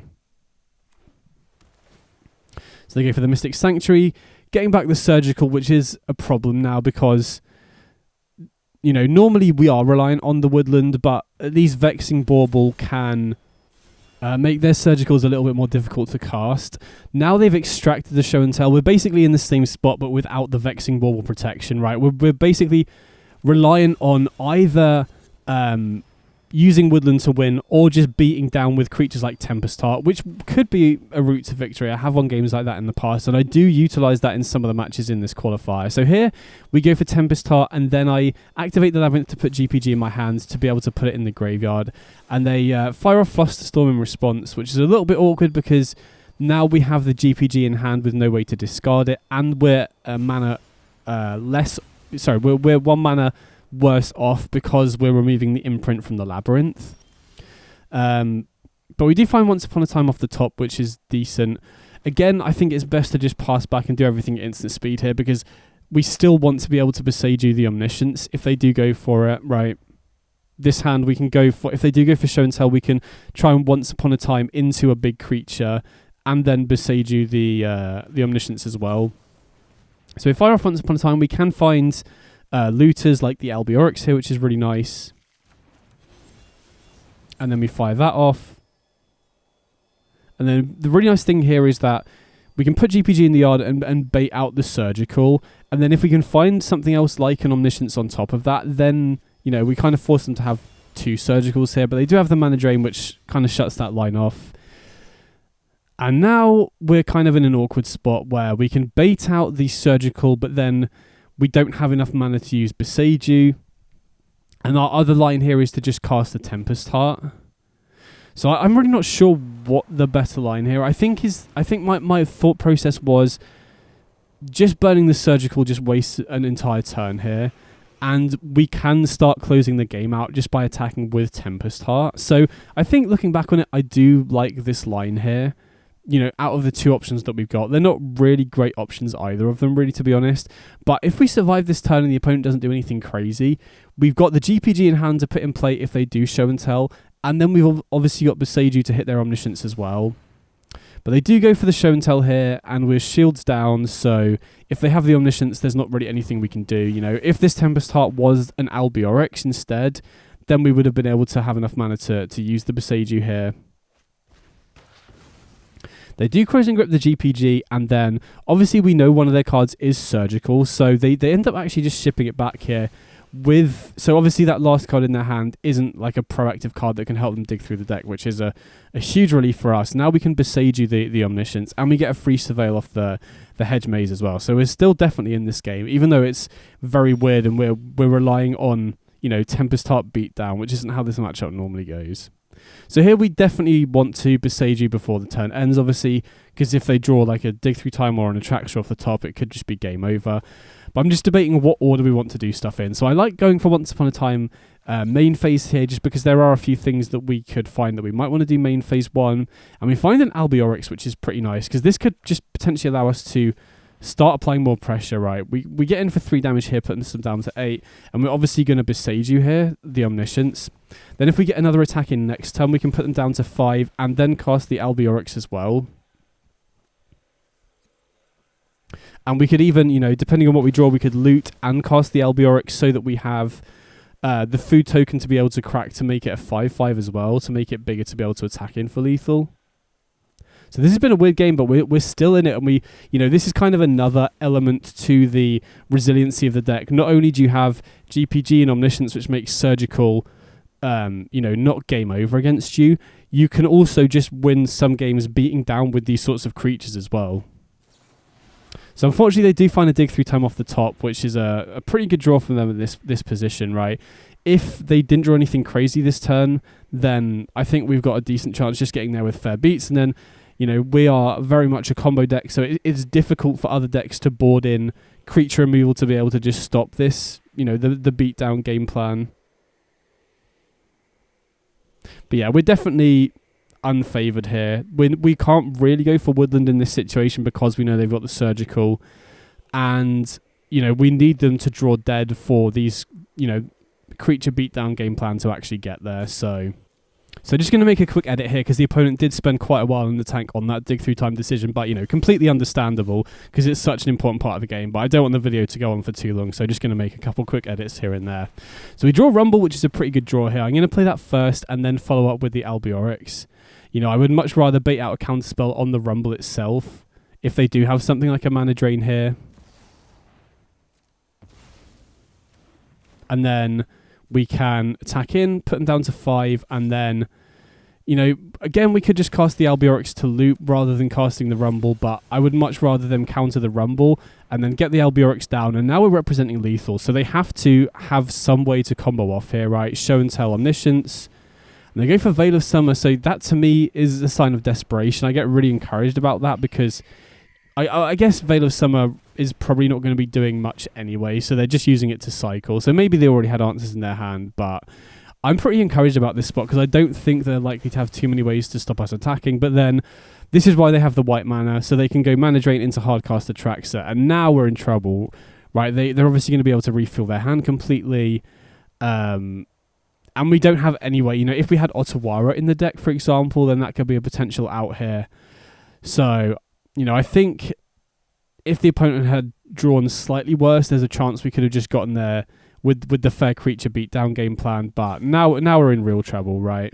They've got a spare Surgical, so they can just fire one off. Main phase here to avoid having to discard down to hand size. And now, with that second Surgical in hand, I don't think there's any outs that we've got here, right? I mean, maybe if we draw an Attractor of our own this turn to stop them going for Show and Tell Omniscience next turn, and then if we bait out the Woodland, if we bait out the Surgical and then fill the graveyard again, maybe. So I end up playing this game out, but as you can see, we don't really have any outs from this point, so I'm just going to edit out till the end of this game. Okay, so going into game 3 here, obviously we're on the play and we know exactly what we're up against, so I've boarded as I should have done going into game 2 by cutting the Show and Tells and bringing in the Vexing Baubles. And looking back at that last game, I think had we had Vexing Bauble to make their surgicals more awkward instead of our own show and tells, we might have had a better chance. But, I think we've still got a good chance this game. The opponent also saw our deck last game, so they probably don't know that we're going to be bringing in Vexing Bauble, which is a pretty big advantage for us as well. So this hand, we obviously are reliant on the Rumble, but considering we're on the play, that's much more likely to resolve, right? They need Spell Pierce to be able to stop it. We've got Besaidu as well, which is always a nice card to have access to in this matchup. And we've got Once Upon a Time to find lands if we need. Get to benefit a GPG off this Surveyor land, which is pretty nice as well. Helps fill the yard for the Rumble. So I think here I'm looking to try and find a land of Once Upon a Time. Woodland would be the best one here for sure. Now, in most matchups, you'd probably want to take the Labyrinth here just to try and guarantee, getting ahead on mana. But I think in this spot, I actually like taking the Breeding Pool because the opponent is so unlikely to have a way to kill the 0/1 token. So, we're not really losing out on ramp. And with looters and stuff, it is often more useful having a card in our hand. But I think, there is a decent argument to maybe getting Labyrinth there, just so that we can cast multiple spells in a turn later more easily. But, getting a looter into our hand, it is often useful to have an Ulamog available to discard into the graveyard for, obviously for the GPG combo. Obviously right now we've got 2 GPGs in the graveyard, so keeping hold of the Ulamog here to discard off Tempest Heart is really big. So we draw Cash Grab. So it's kind of annoying here. I really want to keep Besaidu as a potential interaction for Show and Tell, but I also really don't want to jam one of my, all of our setup cards here are instant speed, so I'd really like to be able to fire them all off during the opponent's end step, which would obviously involve playing the Besaidu here.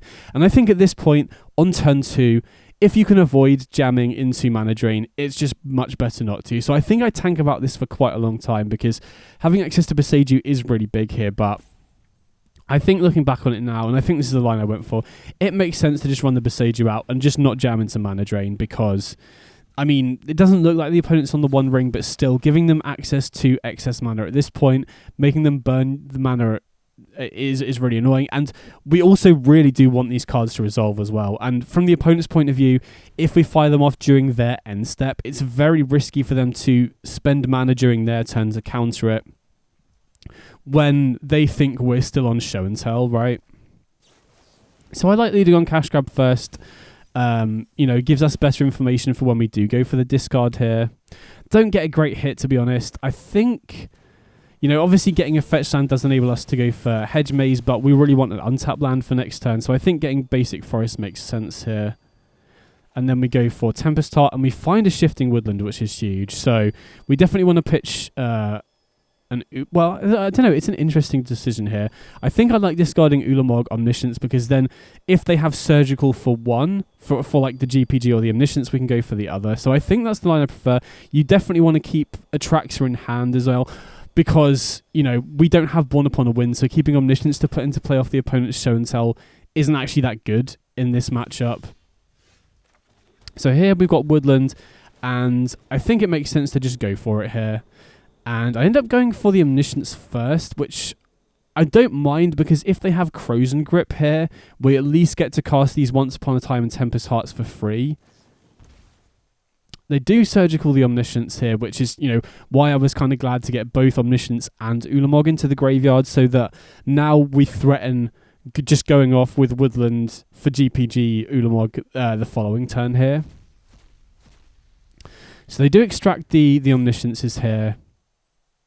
And this does leave us shields down, right? If they now have Show and Tell into Omniscience, we lose. But, I think I've learnt my lesson from last game. We can't afford to wait. The longer we wait, the longer we give the opponent to spin their wheels. We have to just put them to the test, force them to have the Crows and Grip, force them to have the Surgical. And yeah, looking back at that match 1 misplay, considering we didn't go for the proactive line when we had Vexing Bauble backup as well, is kind of even more egregious. Like, I'm really gutted I didn't go for that line now. But again, I think that's just the sort of just not having enough practice against this matchup. I'm pretty sure had I played more games during testing against this deck, I would have had a much better understanding of it. So, big props to the players that were on this list because I think it was still relatively unknown. Obviously, it was, like I said, it was floating about on the ladder the few days beforehand, but you do get a real edge being a relatively unknown deck in tournaments like this. Again, we know they've got Surgical on top, so if they've got Brainstorm, if they've got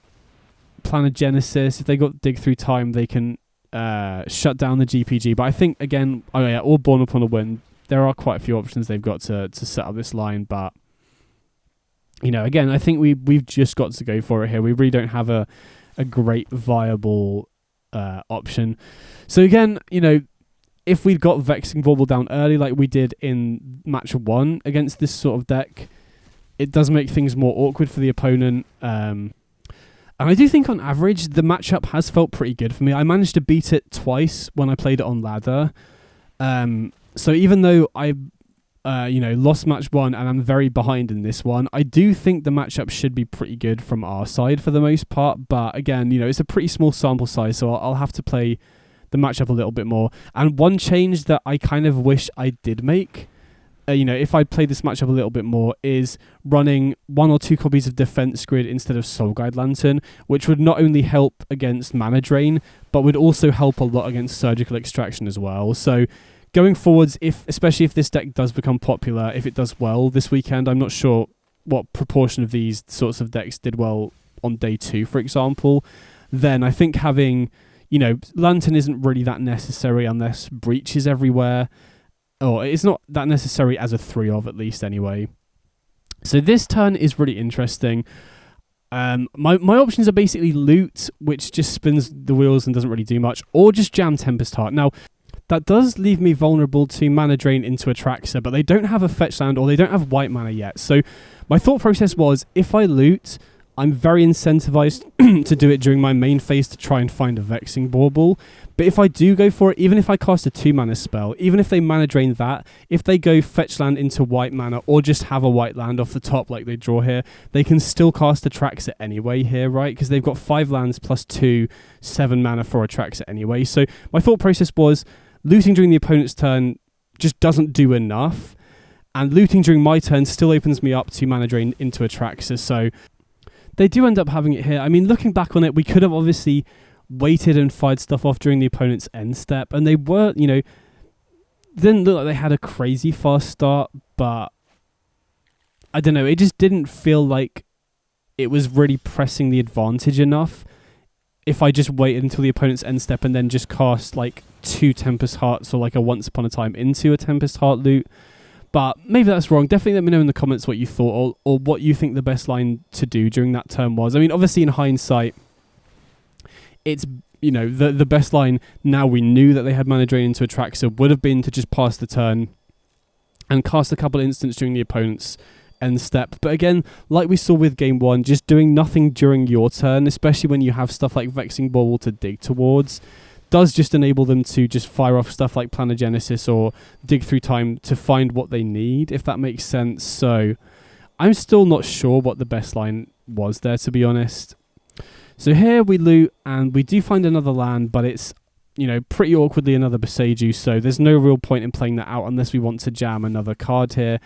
And now we know they have Show and Tell into Omniscience. I kind of want to hold Boseiju as a way to deal with that. We can put Atraxa in play and then use Boseiju to take out the Omniscience, but opponent plays a heads up here. They realise they're ahead on board and don't need to go for anything risky here at all. They can just win off the back of Atraxa. So yeah, maybe, looking back on that key turn there where I just jammed the Tempest Heart, it would have been better for me to just pass and just loot during their end step. But I feel like, we only really get punished for jamming the Tempest Heart there if they have exactly mana drain into Atraxa, or maybe, I guess, if they have mana drain into Lorien Revealed as well, that also kind of punishes it. But it felt like with our hand, the best way to win is to just jam a creature, start applying pressure, and hope they don't have the mana drain in that situation. Just put them on a clock, and we still would have had, if we untap after that turn, still would have had Boseiju, still would have had Atraxa as a potential way to break up their Show and Tell combo. So yeah, very, very interesting turn. I feel like that was the deciding point in this game. So like I said, if you've got a better line that you would go for in that situation, I'll be very interested for you guys to weigh in and let me know what you thought the best line would have been in that turn in the dark. But yeah, we're super far behind now. They've got our Graveyard unlocked with Surgical. They've got Show and Tell Omniscience if they need to just just combo off. We don't really have our proactive game plan. They've got Surgical there, so they've basically got us locked out here. So, I mean, we can still cast Albiorix to chump block. We can, if we can gain a bit of life off the food token. I believe I end up drawing Woodland, which we can then fire up as a flying blocker to block Atraxa, but we have no actual way of winning the game here. We just have ways of surviving, if that makes sense. So unfortunately, don't end up winning this one. Well played to the opponent, and we move on to the next round.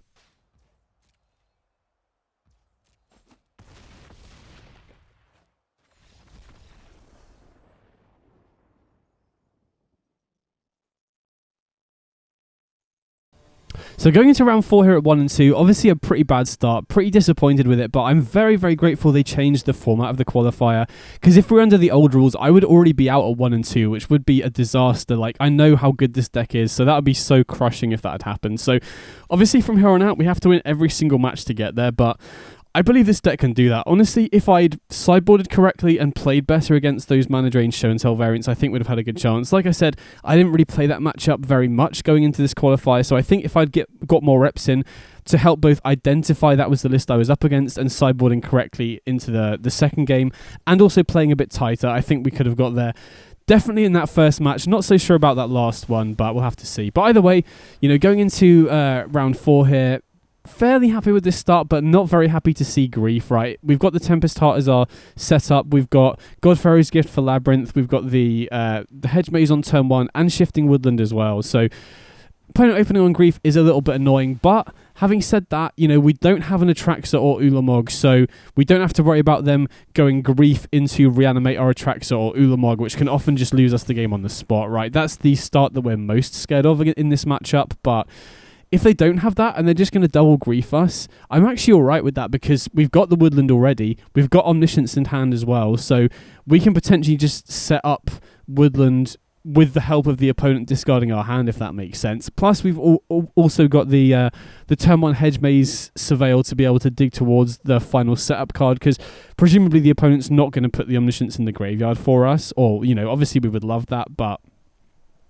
I feel like in this spot, it's either going to be between Fae of Wishes or Godfarrow's Gift. I think Godfarrow's Gift makes more sense out of the two, because it cuts us off imprinting Ugin's Labyrinth, which is obviously pretty big. So they attack him with the Grief here. We get a Surveil, and obviously we're just going to be looking for setup cards, whether that's Rumble, whether that's Cash Grab, whether that's either of the looters here. So opponent Thought Seizes, and I'm fully expecting them to take the Fae of Wishes here, which they absolutely should take, because putting Omniscience in the yard and leaving Fae of Wishes in our hand basically just gifts us a way to win the game. And I can't quite remember, but I think they actually put Omniscience in the graveyard here from what I can remember, which is almost certainly a mistake. Yeah, they do. So bit confused as to why they did that, but and it's also very good to know that they're on Witch Enchanter, because that's going to factor into our decisions when we play Show and Tell in future games. So we get the Surveil here, and interesting choice here. I think I like keeping this looking back on it, because the important thing here is that we just hit our 4th land, right? If we can hit our 4th land, we just have the win here, assuming the opponent doesn't have another discard spell for Fae or main deck Graveyard Hate, because we can just go, play Labyrinth, or play second Woodland, play Labyrinth, and then just fire up the Woodland as Omniscience, and they go for Thoughtseize again. So I can't quite remember. I presume they take Fate. Oh no, okay. So we are basically getting gifted this game. Opponents made 2 pretty big misplays. Having said that, they're already completely out of gas, and there's a lot of good draws that we could have to set up the graveyard, right? If we draw a looter at any point, we basically fully set up the graveyard anyway. But yeah, now maybe the opponent thinks that we're not going to be able to win with the Fae, because some decks just run Approach in the sideboard, but since we run the full package, this kind of situation is exactly why I feel like it's worth dedicating sideboard slots for the full thing, because there will be certain situations, especially when a lot of your looting effects are card disadvantage when you're going off, that there will be some spots where you have just Fae in hand and you need to be able to win. So now we can just go for the combo. We can get Bond of Insight, get both the Masterminds back, and win. So again, we got gifted this game pretty much, but we also had quite a few looks. If we'd drawn a looter, it would have been a similar sort of story. And we also get to see a few more cards of the opponent's deck. So pretty you know, I've faced this deck quite a lot recently. It's the black-white Sorin scam list. So this list, we definitely want the Disruptor Flute. I never like going below 9 setup cards. I feel like even with Once Upon a Time that can help find a few of them, I don't like going below 9. So instead, I trim a single Atraxa here in order to fit in 4th Boseiju to be able to counteract all of the hate cards that they run, like Disruptor Flute, Unlicensed Hearse. Also gives us an out to I can't remember the name of it, Faith's Fetters. One of the cards that they get off Saint Elenda, they can use to attach to Shifting Woodland to prevent you from activating it. So having Boseiju as an out, so that is very important. And then Disruptor Flute is really big at stopping Necropotence, stopping Sorin as well. And I much prefer it. Initially in the list we had Pithing Needle, but you know, Disruptor Flute is only worse exactly if you're on the play and the opponent has a turn 1 Dark Ritual. If they don't have a Dark Ritual and they're relying on just hard casting a Necropotence or Sorin on turn 3, then it's always going to be castable in response. And it's so much better waiting and casting it in response, because not only does it forces the opponent to invest the mana up front, but especially if you cast it in response to a Necropotence, you can just completely lock them out of the game. And also we can still cast Disruptor Flute on turn 1 if we have an Imprinted Labyrinth as well. So I just think, plus, like, you know, most of our setup cards are instant speed 2 mana cards, so if we do hold it up and the opponent doesn't cast a Necropotence or Sorin, we can often just cast something like an Albiorix or a Strix instead and still make good use of our mana. So opponent goes for Demonic Tutor. I'm hoping here that is for, you know, a Sorin if they've got a Saint Elenda, or a Saint Elenda if they've got a Sorin, so that we can just, you know, punish them for that with the Disruptor Flute going into the following turn. Really hoping to find a blue land off the top here, or a fetch land, so that we also have the option to go for Albiorix and try and set up the graveyard, because we've already got the woodland here, which is pretty nice, but pretty awkward draws so far. Bit annoying here that if they don't cast a Sorin or Necropotence, we don't have a great use for our mana this turn. Obviously, we still have Boseiju up, but... And again, I don't think it's worth just guessing with the Disruptor Flute, because obviously, if you just flash Flute in and name Sorin, they're just not going to cast Sorin. They'll use their mana on other stuff. Part of the reason why I really like Flute here is because, you know, it wastes the opponent's mana, and like I said, specifically with Necropotence, if you cast it in response to that, that can just sometimes win the game on its own, because that will just lock them out of drawing if they don't have a way to sacrifice it, which I haven't seen any of these whitelists running a way to sack Necropotence. So obviously this is a very awkward start for us, but it's also a very slow start from the opponent. And honestly, the whole power of their deck comes from the 2 activated abilities here. They obviously know about Disruptor Flute here because they've surgicaled it, so that could be a reason why they didn't do anything. But they also run the 1 ring here, which is another thing we can name with the Flute. So very happy to just flash it in now, shut off the 1 ring, and essentially, you know, force them to waste their mana here, which is pretty big. So we do draw a fetch land off the top, which is huge. Now we've got access to blue mana, and also these Shifting Woodlands in our hand are going to enter untapped now, which is a nice upside as well. But going to fire off this Albiorix main phase just in case we draw Malevolent Rumble. We'd also want to be able to cast that this turn. And then here, I think we obviously want to get Omniscience in the yard to be able to activate the Woodland. There's also maybe a consideration to ditching Fae here as well to get Delirium online a little bit quicker. But, you know, if we do manage to get Omniscience in play off the Woodland, like we saw last game, Favour Wishes can just win the game on its own, even if it's the only card in our hand. So I can see, I don't know, it's close. I could maybe see discarding the Fae as well, because then, you know, if we draw anything else off the top, that then just enables us to immediately combo off, and we still need to get 2 more card types in the yard, which is a bit more difficult to do.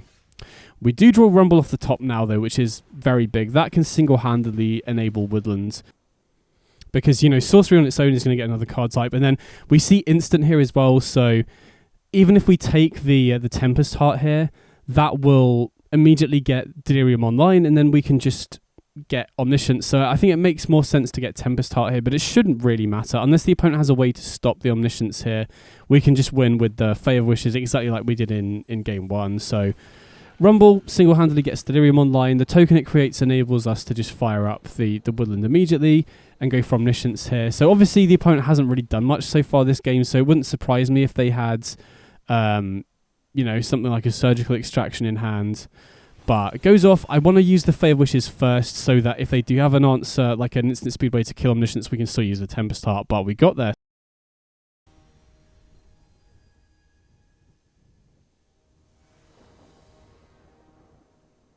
Okay, so going into round 5 here, and we're going second, and obviously can't keep this hand because we just don't have any setup cards.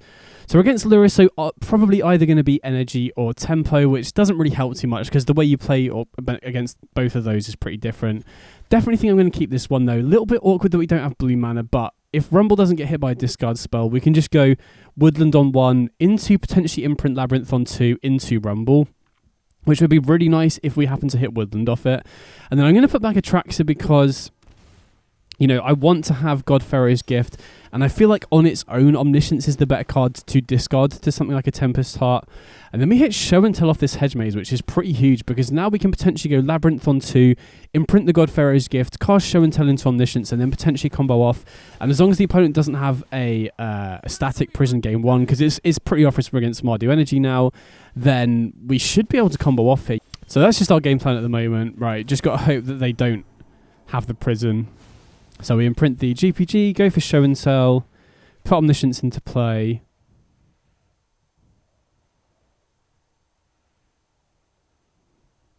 And, you know, as soon as the opponent starts tanking about this, I'm pretty confident they don't have it, right? If they have Static Prison, they just jam it here, surely. There's nothing else they could really have. I guess Juggernaut Peddler could also pose a problem, but they end up putting Surveilland in play, which is obviously great for us.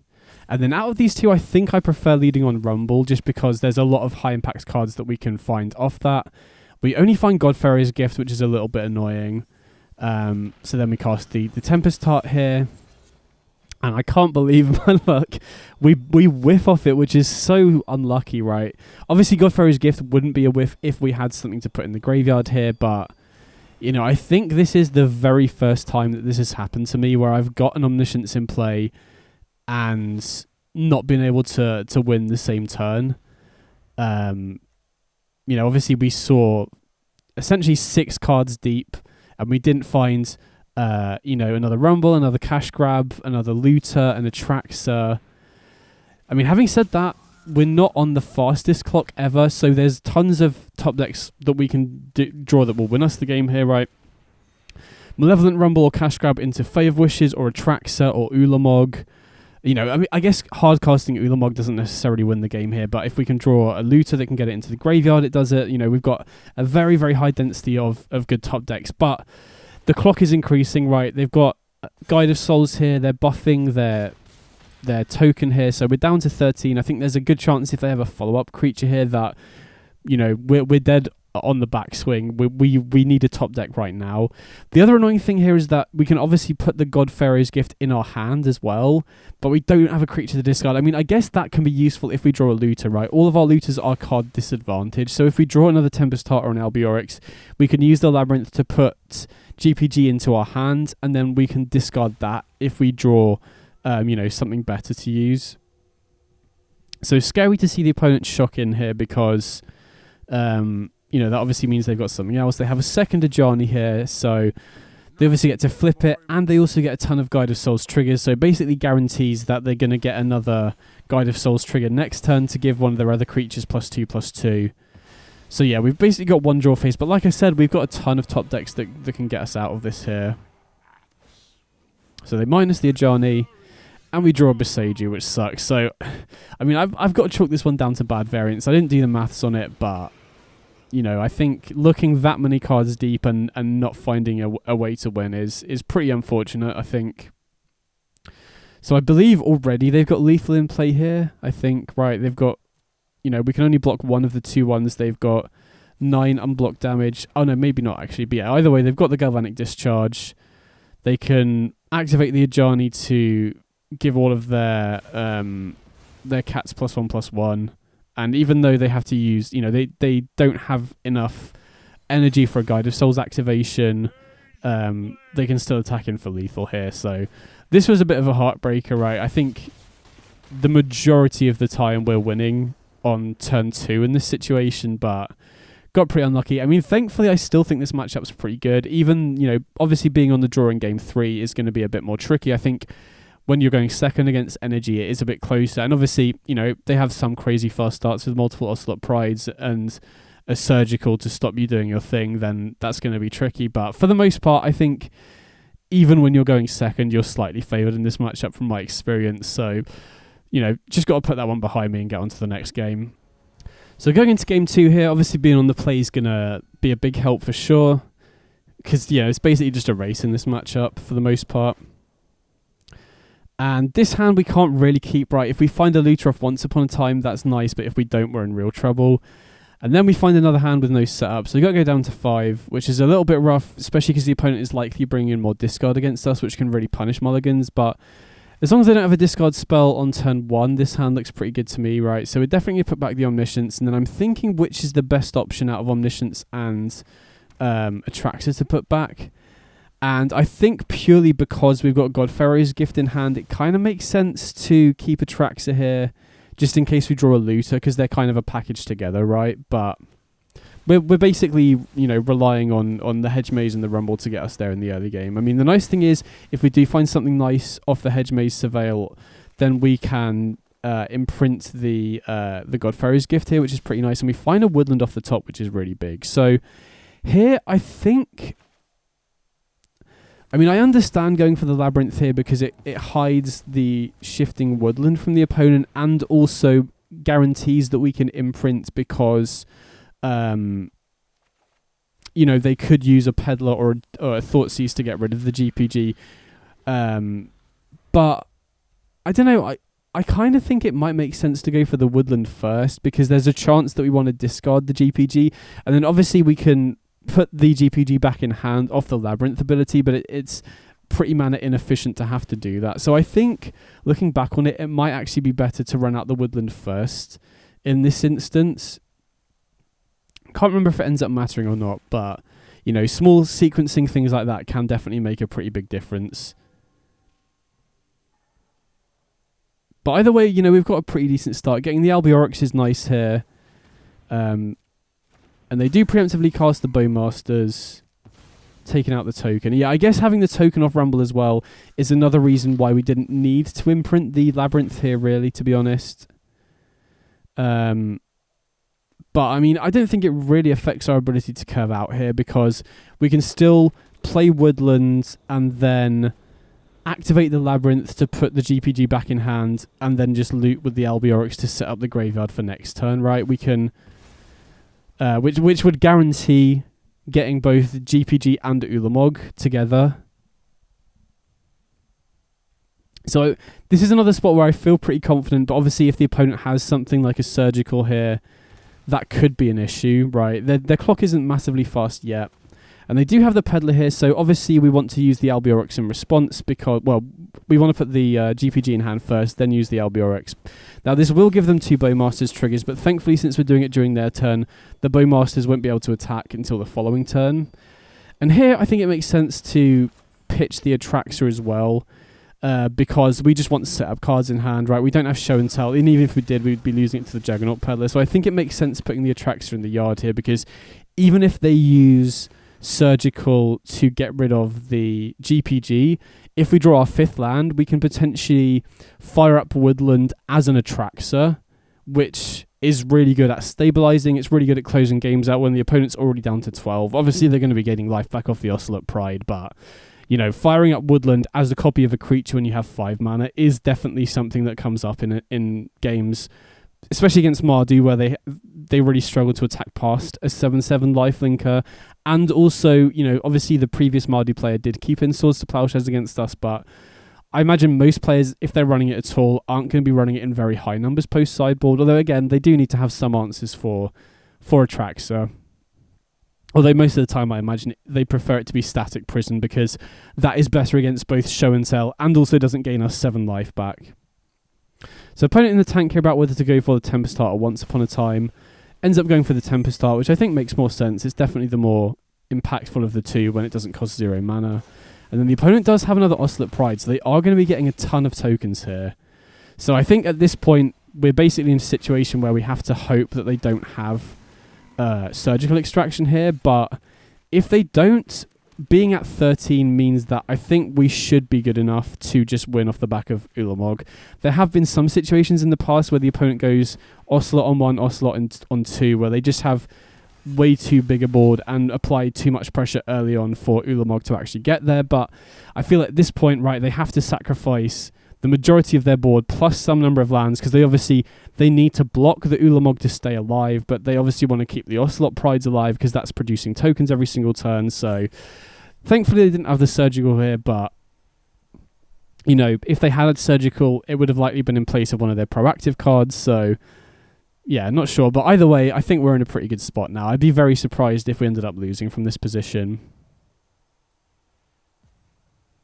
You know, I can't really think of anything they could have that would enable them to win from this position, because like I said, they need to keep at least one of these tokens around, which I think they make a mistake. I think they just forget that they need to block the Ulamog here and let it hit them. But yeah, ended up getting there, which is great. Go to game 3, but obviously we're going to be on the draw now, which is going to be a little bit more tricky.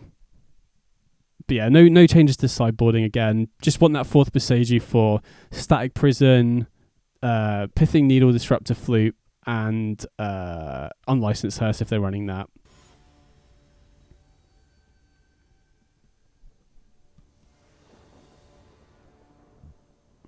So going into game 3, like I said, we're going to be on the draw, which is going to make things a little bit more tricky, but I think on average we still have an advantage here. So this hand's a little bit awkward, but I think we should keep it. Right, we've got Cash Grab, we've got Once Upon a Time to either find a blue land or a looter. We've got GPG that we can obviously imprint to the Labyrinth as well, so do need a few things for this hand to come together, but yeah, drawing a Tempest Heart off the top is great, and then we end up finding the blue land here, which is huge, so I assume I just take the Breeding Pool here and play it tapped. Obviously, it would have been better if it was a fetch or a hedge maze here, but, you know, finding a blue land is just by far and away the most important thing here. And then again, we've got Imprint Labyrinth into Woodland, so we can potentially win on turn 3 here if we get lucky off the Cash Grab. Ragavan from the opponent is pretty scary, because obviously it just enables them to unload their hand pretty quickly and just apply as much pressure as possible. But, you know, like I said, we are threatening a turn 3 kill potentially, or pretty sure turn 4 at worst here, which, you know, a lot of the time is fast enough to beat the average energy start. Not always, especially when they're getting treasure tokens off Ragavan, but, you know, a lot of the time it will be, especially if they end up using, if they end up using their mana on interaction like Thoughtseize or Juggernaut Peddler, for example. So from the opponent's point of view, I mean, if I only had one Cash Grab or Tempest Heart, that would obviously be the take for sure, but I think there is a reasonable argument for them taking Godfarrow's Gift, because it just delays Woodland by a turn, but I think taking Cash Grab here also makes a lot of sense, because we don't have great loots off the Tempest Heart, really, to be honest, and without a fetch land, we can't enable the turn 3 win off Tempest Heart either, right? If I draw a fetch land this turn, then we can maybe go fetch land, Tempest Heart, and then if I draw like Godfarrow's Gift, Ulamog, I can discard them both and still imprint to the second GPG. But again, we'd need like a perfect draw to enable a turn 3 win here. So if I'm the opponent in this position, I'm either taking Cash Grab or GPG here. Probably Cash Grab out of the two, because like I said, I don't think there's much of a chance of the imprint on Labyrinth really speeding up our ability to kill here. So I think I'd take Cash Grab if I was the opponent, but there's an argument to be made about taking GPG here as well. But yeah, opponent obviously in the tank. Game 3, this is a very, very important play for the opponent, so it makes a lot of sense for them to take a while over this one. Just going to make a quick edit so the video doesn't go on for ages there, but they end up taking the Tempest Heart, which is a little bit surprising. Like, considering we don't have great loots here, I'm actually pretty happy to hold on to the Cash Grab, and that still opens up the possibility of us winning on turn 3 potentially. So here's an interesting line. I think the two choices here are whether we want to go for Woodland or Labyrinth, and I think it makes sense to go for the Labyrinth now in case they've got another discard spell here, right? Because if they've got another Thoughtseize or Peddler, if we get Delirium Online off Cash Grab, they can potentially get rid of the GPG, which then, you know, cuts us off getting the win a turn sooner, which can obviously make a big difference. Thankfully, they whiffed off the Ragavan again, which is nice. That is an Ulamog out of the deck, but that's also, you know, a 10 mana card out of the deck. So if we happen to draw Show and Tell into Ulamog later, that's an extra counter, you know, an extra 3 counters on the Ulamog compared to if we just had the GPG exiled. They do play the Vexing Bauble though, but you know, that's only going to be relevant if we get Omniscience in the yard, and they crack it immediately, so they must have a pretty slow hand to spend 2 mana just cycling the Vexing Bauble there. I'm honestly kind of surprised they didn't just leave it in play, because there's a very good chance off this Cash Grab that we'd just been an Omniscience and not a GPG. You know, we've got this GPG imprinted, but we don't have a looter anymore to get it into the yard. So I think from, you know, they still have a decent amount of pressure in play. And if we happen to get Omniscience online off this cash grab, they might regret not keeping that Vexing Bauble around. But we end up getting both GPG and Ulamog here, which is pretty huge.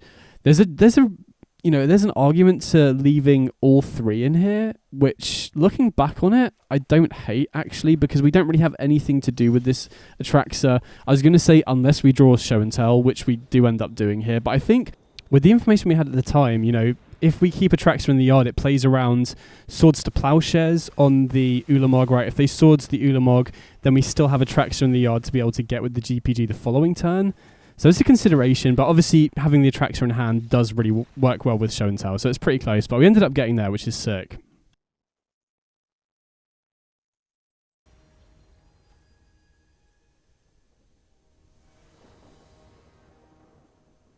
Okay, so going to round 6 here, we're on the play, which is obviously a big bonus. And then, yeah, this hand looks decent to me, right? We've got Hedge Maze on 1, Rumble on 2, and also obviously we can use Once Upon a Time to look for other options like potentially a looter, which would be nice because we've got both GPG and Ulamog in hand as well. So yeah, this looks good to me, and obviously being on the play is going to matter in a lot of matchups. So we'll definitely lead on the Heath here, and then, you know, having Heath, because all of our lands are green, to be able to fetch basic forest for stuff like Besaidu against Blood Moon, having Heath does mean that the opponent might not think that we're on a Show and Tell deck, but obviously opponent leads on Thoughtseize here, so they're going to, you know exactly what we're on straight away. Obviously, we could use Once Upon a Time in response, but I would prefer to keep the Rumble here, so I actually kind of want them to take the Once Upon a Time. I mean, I guess, you know, the other argument is if you use Once Upon a Time, then you get an instant in the graveyard, and then if you get something good that they want to discard off the Thoughtseize, that's potentially 2 card types in the yard for Shifting Woodland, but I actively want them to take the Once Upon a Time here, so I'd rather bait them to take that. Here, though, they go for Grief, and we're definitely going to use Once Upon a Time in response here, because if we find a land like Shifting Woodland, that's ideal. So here, I'm looking at Tempest Heart, but we should just snap off the Shifting Woodland here, because now they're forced to bin one of the other 2 setup cards for us, right? Either GPG or Ulamog, and now we've got the Shifting Woodland. You know, we're only 1 card type away from Delirium. We could potentially get that online off the Hedge Maze here, so situation here where we're actually, the opponent's discard spells are actually helping us set up our proactive game plan, which is pretty nice. Obviously, we need some help off the top to make it through the first couple turns, but that's why Hedge Maze is so nice to have access to here. So opponent in the tank about what to take here.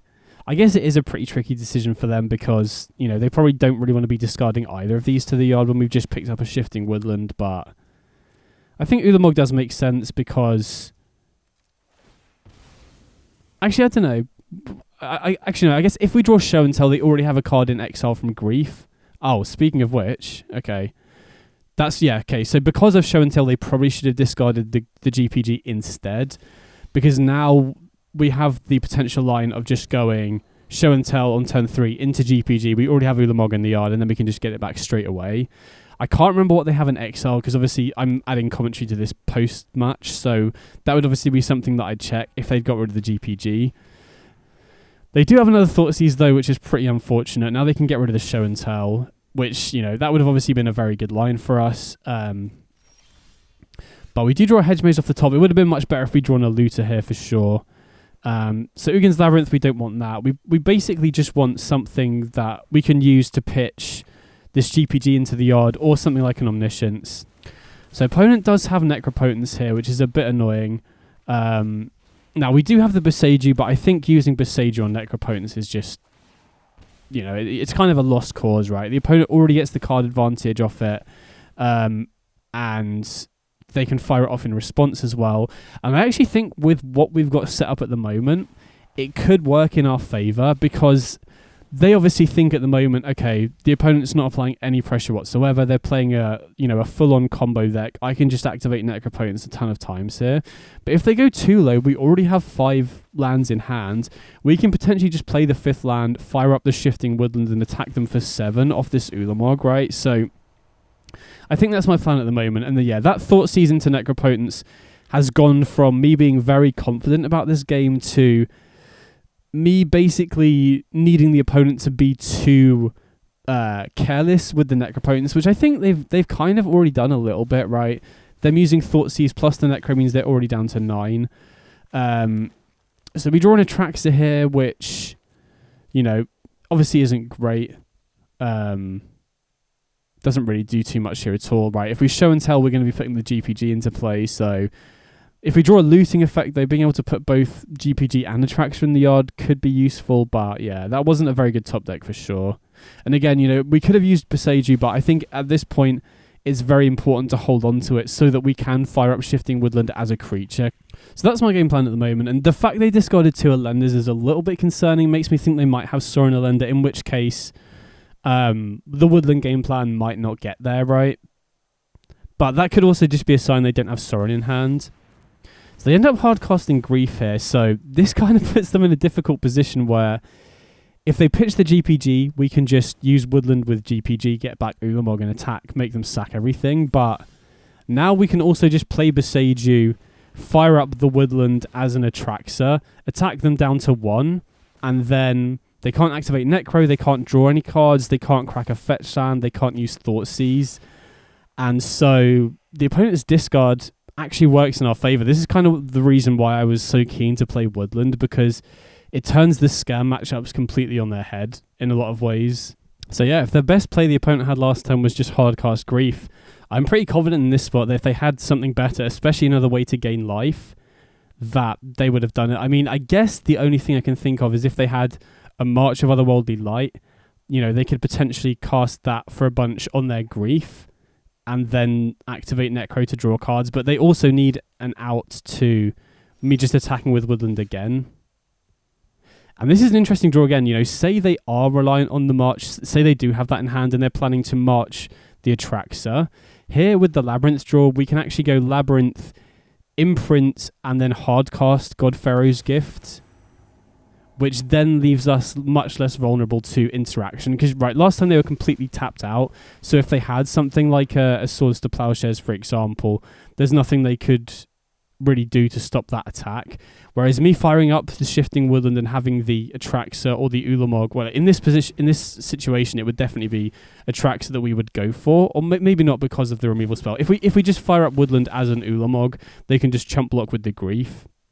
Whereas this line just plays around creature removal a little bit more, is basically what I'm trying to say. But yeah, we managed to get there, which is sweet. So going to game 2, same sideboard plan as before, since they're on pretty much the same deck. Disruptor Flute's great.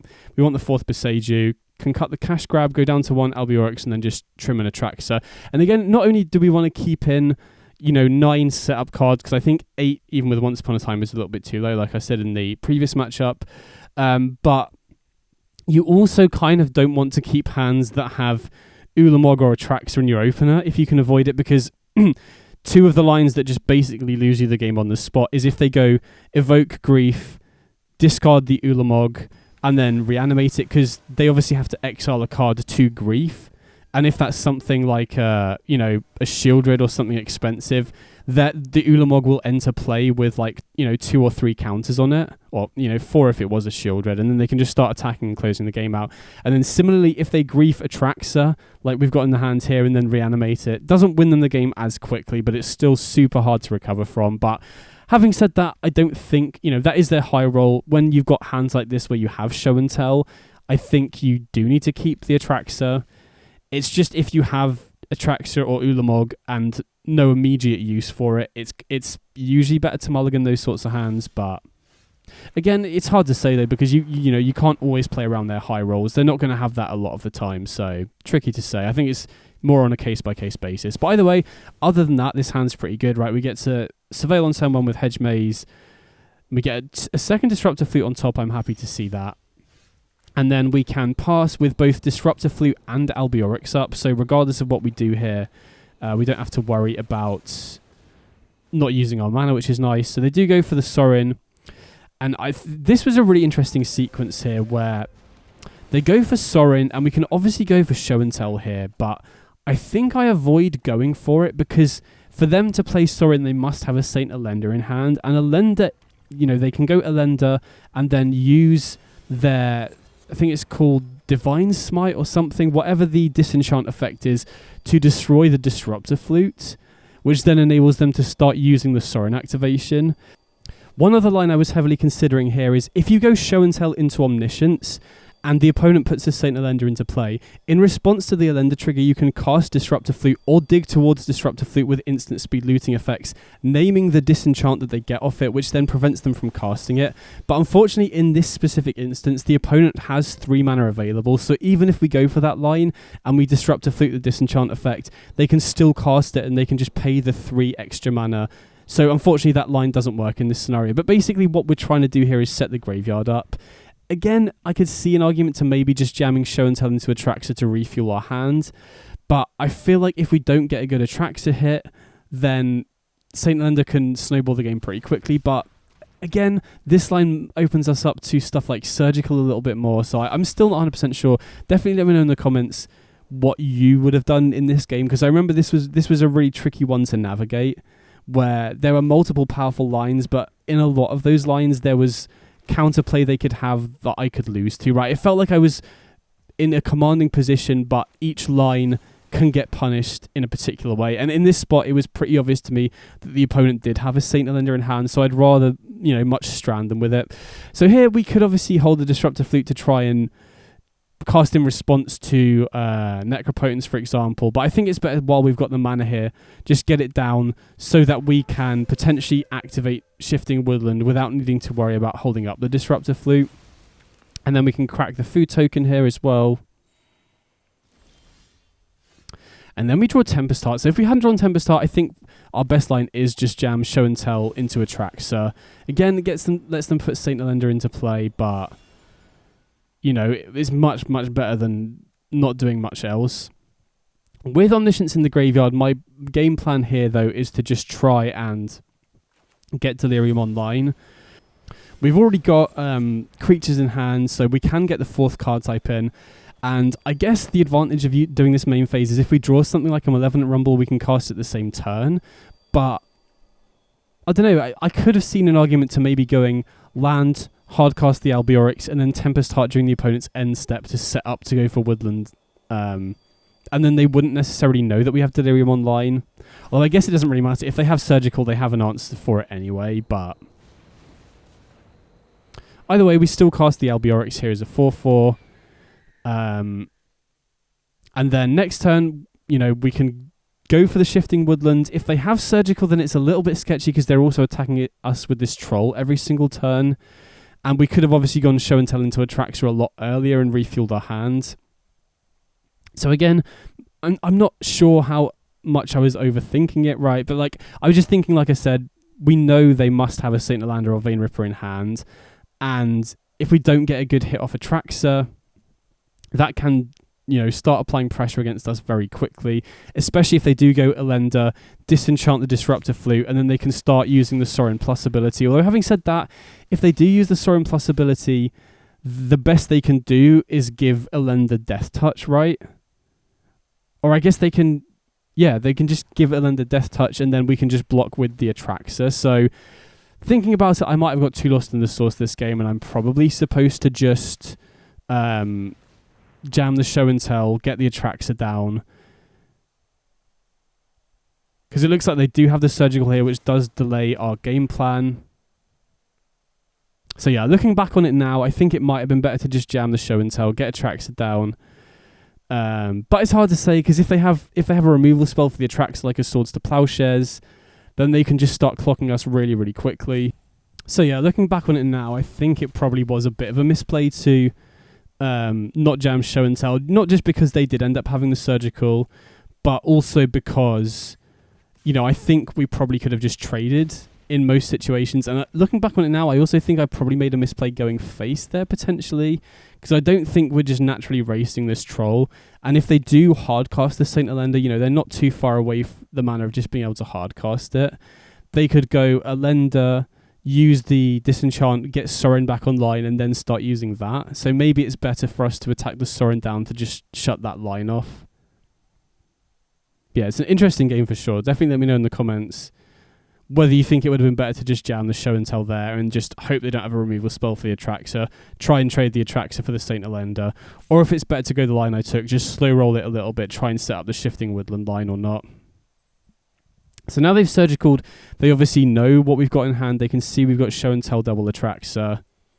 So that will probably be our best line to play next turn, but even if they have a discard spell for the show and tell, which I believe they do in this instance, I can't quite remember, but even if they do, you know, that will potentially get Delirium back online, which would then enable us to fire up the Woodland, start attacking with the Ulamog as like a 7/7, right? So if they attack with the Troll, discard the show and tell, we can then just attack with the Woodland and steal a game like we did last time when they had low life because of the Necropotence. But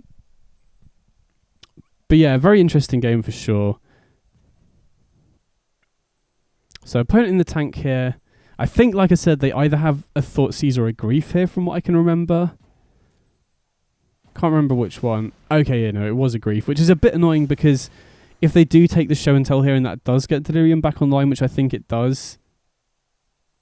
Oh, no, interesting. Sorry, it doesn't get Delirium back online. I thought it did. But we do have Cracker Fetch into Hedge Maze, which can potentially do it. But if they hadn't had a Grief, if they'd had a Thoughtseize instead and they attack with the Troll, and we get Delirium back online off this Hedge Maze crack, we can then just attack for lethal the next turn. But obviously, them getting Grief down as a blocker does help to prevent that.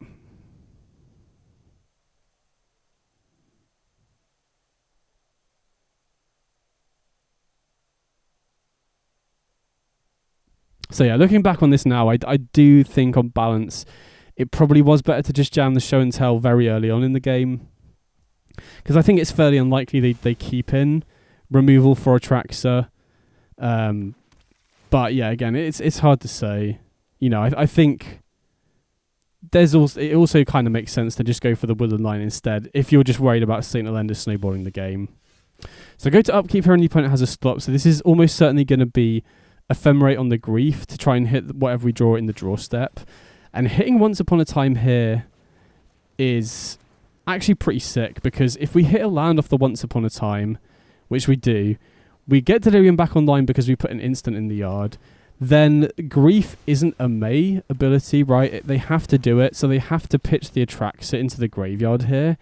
And then since we found an extra land, we can do the line that we did last game where we just activate the Woodland as Atraxa. You know, like I said, if it was Ulamog, they could chump block with the Grief, but because it's Atraxa, we can just fly over the top. So I ended up stealing that one. So yeah, it was a really interesting game. Probably misplayed with the show and tell play, but managed to get there in the end, which is sick.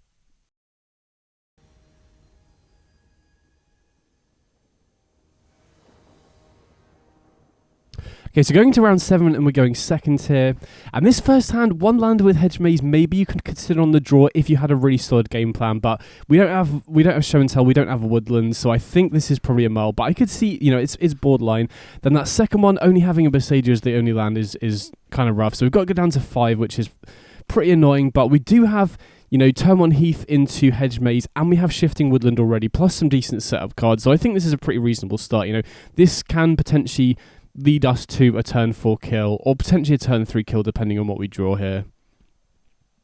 But yeah, being on the draw with a mull to 5 obviously isn't an ideal start here.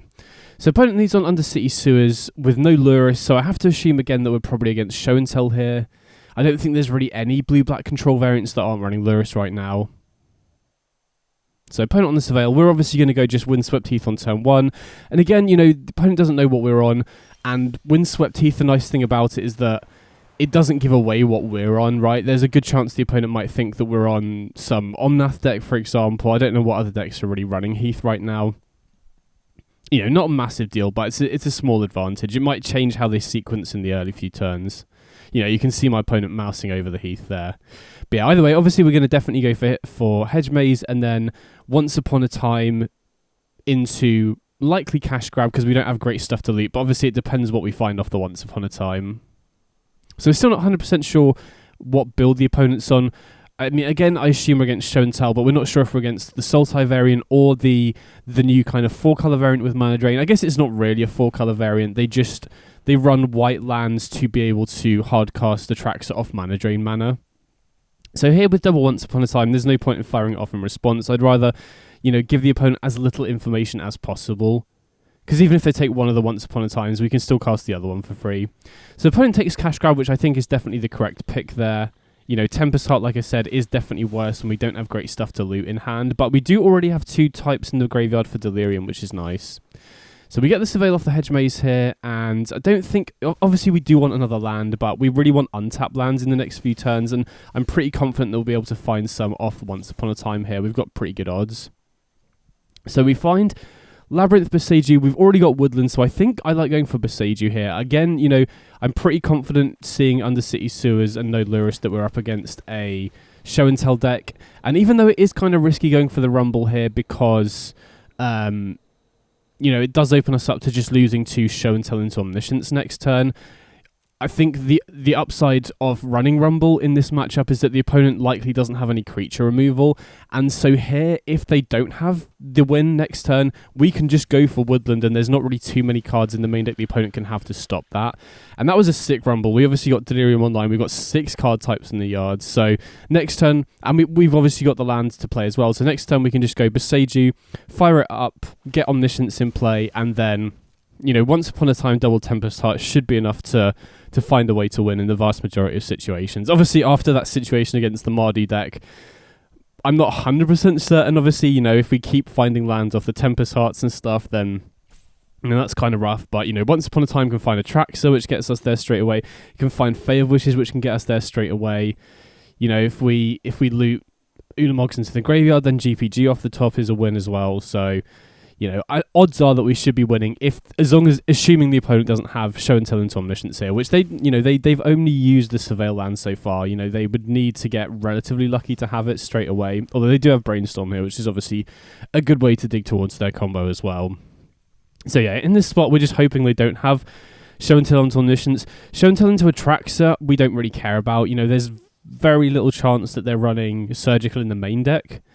Having said that, they could also have Boseiju. I think both Sultai and the Mana Drain variants of Show and Tell both run a single copy of Boseiju. Again, we would need to get pretty unfortunate for them to have that, but that's another potential way that they can stop us here in the main deck. But yeah, if they are on the Mana Drain variant, this is obviously the big advantage of running Woodland. We can just use Woodland to bypass it without needing to worry about stuff like, you know, Mana Drain or Spell Pierce. So opponent sets a stop during the upkeep, which is a really good sign for me. This probably shows they're going to use Lorien Revealed to shuffle away the cards on top that they put there with Brainstorm. So now they can't use Show and Tell unless they have Dark Ritual here. So again, not out of the woods yet, right? They could just not have a land in hand and have Dark Ritual, Show and Tell Omniscience, but seeing this during the upkeep was a very good sign, I think. And again, so far we haven't seen... any signs to make me indicate that this is the Mana Drain variant, but obviously it very well could be. So then they cast Brainstorm here, and now they cut off Boseiju as well, so I'm pretty confident in this spot that we should be able to go off. I can't really think of anything else that either variant of Show and Tell would run that would stop us here. I guess... yeah, no, they don't run any main deck Artifact or Enchantment Removal outside of Boseiju. Obviously, post-sideboard they'll have Crozen Grip, and even the counterspell variants don't tend to run stuff like Stifle, I don't think. So yeah, I think we should be good. Now I see Deathrite Shaman, so they are on some, you know, a slightly different build here. Draw another Woodland off the top. I don't think it really matters whether we play Woodland or Boseiju. Deathrite Shaman obviously does provide them with main deck graveyard hate, but it doesn't stop Omniscience, which is a pretty big deal, right? They can only stop creatures and instants and sorceries. So here, this is an interesting pick. I end up going for Ulamog because if we use both Tempest Hearts, we'll be down 2, you know, card advantage twice, right? So if we get the third Tempest Heart, I don't think that necessarily helps us, but it might do a little bit. But thankfully, we find the Fae of Wishes. Actually, I think in this spot, it probably is better if we know we're against Show and Tell to get that Tempest Heart, just because it gives us another 2 looks for an Atraxa or a Fae of Wishes. So I think that was probably a misplay on my part, actually. I probably should have kept... sorry, I probably should have picked the Tempest Heart there, just in case, you know, if Fae was 2 cards deeper, we would have just had to hardcast the Ulamog, which doesn't really do much if the opponent just has the combo to go off next turn. So that was probably a misplay on my part. I probably should have gone for Tempest Heart here, but thankfully it didn't end up mattering. We found the Fae of Wishes. So going into game 2 here, we sideboard the same way against both Show and Tell variants, which is nice. So it doesn't really matter if we're not sure exactly what we're up against. So we board out the Show and Tells, board out the Cash Grab, bring in the 4 Vexing Baubles and the 4th Boseiju, and then that's pretty much it. So again, we don't know what variant they're on, but they are running Deathrite Shaman, so that makes me more inclined to think that they're probably on the conventional version rather than the Mana Drain variant. I don't know why, that's just kind of the vibe I got, but either way, I still feel pretty confident in both matchups, so I'm just going to edit out and get straight into Game 2 here. Okay, so Game 2 here are obviously going to be on the draw, but having Vexing Bauble is a really good way to kind of break the dynamic. Even if they happen to have turn 2 Show and Tell off Dark Ritual, we can still get Vexing Bauble down before that to stop their fastest starts. So this hand, I think, is definitely a keep, right? We have good setup cards, and we have Boseiju, which gives us some counterplay as well. You know, it's always nice to have one of Vexing Bauble, Atraxa, or Boseiju, just so you have some way of interacting with them early on, right? And the really nice thing in this matchup about a lot of your setup cards being instant speed, like your Cash Grab and your Tempest Heart and your Albiorix, is that you can hold up both Boseiju and your cards without wasting mana, which is really nice. So if the opponent does happen to go Show and Tell on turn 3, even if you're on the draw, you can still have Boseiju up to give you some way to interact. Obviously, if they have Born Upon a Wind, or they can dig towards Born Upon a Wind with Dig Through Time, then it doesn't work, but at least you have something that you can do. And if they don't have the combo, you can still use your mana efficiently. So opponent goes for Stonebrain here, and I was really reticent to use Boseiju on the Stonebrain because it ramps them, but thinking back on it, I think I should have used the Boseiju here because I kind of just forgot in the moment that Stonebrain can name lands. So the opponent names Shifting Woodland here, which is a really heads-up play from them. And then that makes things pretty awkward because obviously boarding in the Vexing Baubles, boarding out the Show and Tells. Our only way to win with our proactive primary game plan is with Shifting Woodland. So if I'd realised that's what they're going to name, which I probably should have done, then I think it's correct to Boseiju, but it's still a pretty bad exchange for us. I guess they've wasted 2 mana doing nothing, but then that gives them 4 mana going into their turn 3. And now our only way to win really is, you know, beat down with Tempest Heart or hardcast Godpharaoh's Gift, which obviously is incredibly slow. So looking back on this, I should have clocked that they could name Shifting Woodland with the Stonebrain and then use Boseiju main phase. But again, that's really not ideal. But, you know, losing your main win condition is kind of rough. Then I see Meticulous Archive. So now I'm thinking, okay, unless regular Show and Tell variants are starting to run the white land, which doesn't make any sense, I don't know why they would, then this must be the Mana Drain variant. So here we have to think differently now because we don't have Woodland anymore.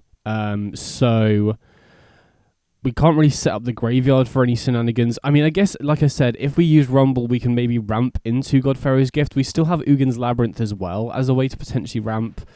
I take the Ulamog here, which I'm not sure I like. Like I said, I think one of the main ways that we can win with Woodland being extracted from the deck is ramping with stuff like Ugin's Labyrinth. So I think I probably should have taken Labyrinth there instead. And then this turn we could go Labyrinth, Imprint Godpharaoh's Gift, double Rumble. And then, you know, since we found the Godpharaoh's Gift off here, we can then start ramping into it and maybe potentially hardcasting it. But again, you know, that's against a Mana Drain variant. I don't actually know how much of a valid game plan that is going to be, right? Because if we get Godpharaoh's Gift hit by Mana Drain, that's an absolute disaster.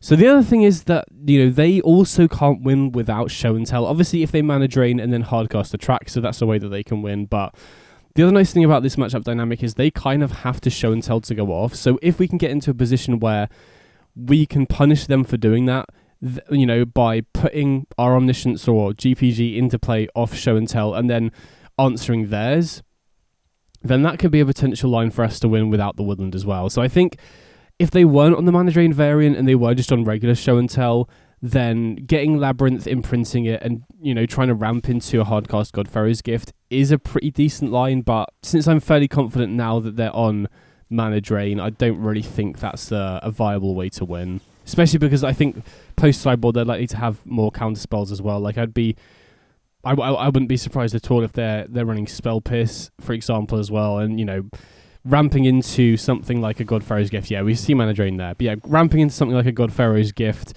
and then getting that hit by a Spell Pierce would be an absolute disaster. So here we find another land. We also find a Atraxa, which I think is slightly better to put into play off Show and Tell.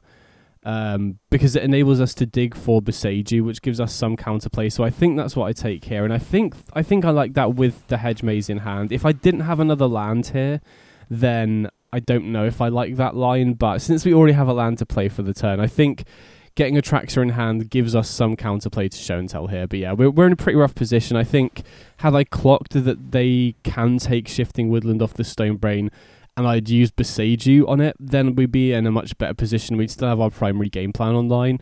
But the issue there is that we lose Boseiju, which is our only real way of interacting with them. We also ramp them, which then enables them to go stuff like, Brainstorm into Show and Tell on turn 3.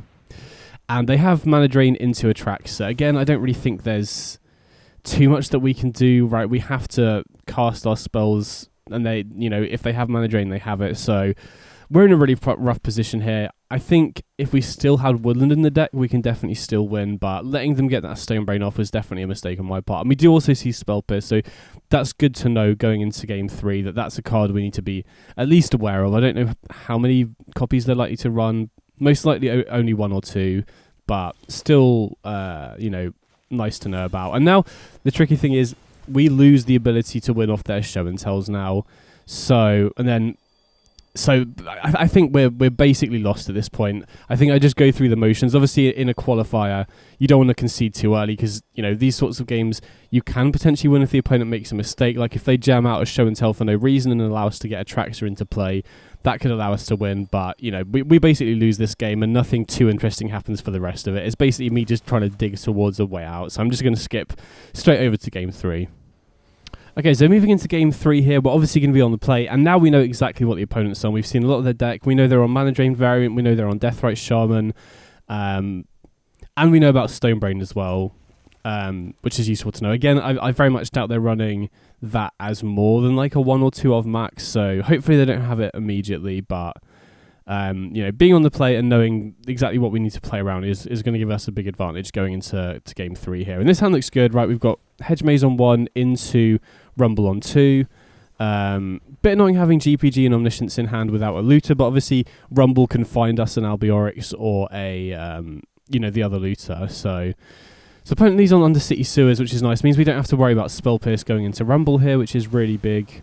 So ideally we want to be finding Woodland here if possible, and we hit Woodland and get Omniscience in the yard, which is really big. So now we have basically the ability to go off next turn, which is massive, especially against the counterspell variant. They didn't get Deathrite Shaman down, so they can't take us off Delirium here, which is pretty huge. So unfortunately we don't draw another combo piece here, so we really need to rely on this Rumble to go off. But I think I want to try and sequence things in a way that is likely to bait out counter spells on other cards other than the Rumble. So first of all, I think it's really important to play the Omniscience out here, because if they have Boseiju or something, then that's kind of a disaster, right? I feel actually, Boseiju's a bad example because they would have used it on the Woodland. But if they have removal for the Omniscience, that's going to be bad. So I lead on Godfairy's Gift first because I really want them to counter this, right? As far as the opponent's concerned, I could very well have multiple cards that can pitch stuff into the graveyard. So I think if they have a counter spell and I'm the opponent with this information, I probably need to be countering the Godfairy's Gift here. So they surveil with Hedge Maze, but they could still very well have a Spell Pierce here. And they fire it off in this spot, which is huge for me. This is exactly what we want. So now we have Rumble, and we have a lot of good hits that can allow us to keep comboing off here. And we find a Traxor, which is absolutely perfect. Now I'm pretty confident, right? There's very, very few situations where getting a Traxor in off Omniscience won't give you enough options to be able to win. Well, to be fair, we don't have a great hit here, but we do have Rumble and Heart, which is, like I said, almost always going to be good enough to win the game, especially now we've already got a Traxor in. So this spot, we get Godpharaoh's Gift and we get Ulamog in the graveyard. So unless they have Surgical here, we should just be good to win, which is big. So get that in play. But again, I want to make sure, that we do end up winning guaranteed. So I'm going to dig a little bit deeper to try and find Fave Wishes. But opponent just sees we got GPG Ulamog. They obviously don't have Surgical and they just scoop it up.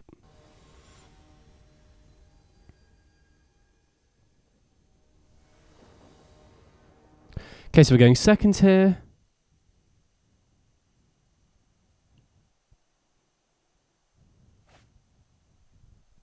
And yeah, I think we can keep this one. Obviously, it's a little land heavy, but we've got Once Upon a Time to try and find another setup card. We've got Rumble, and we've got Show and Tell as well. So, you know, if we find Atraxa off the Once Upon a Time, that could be really nice.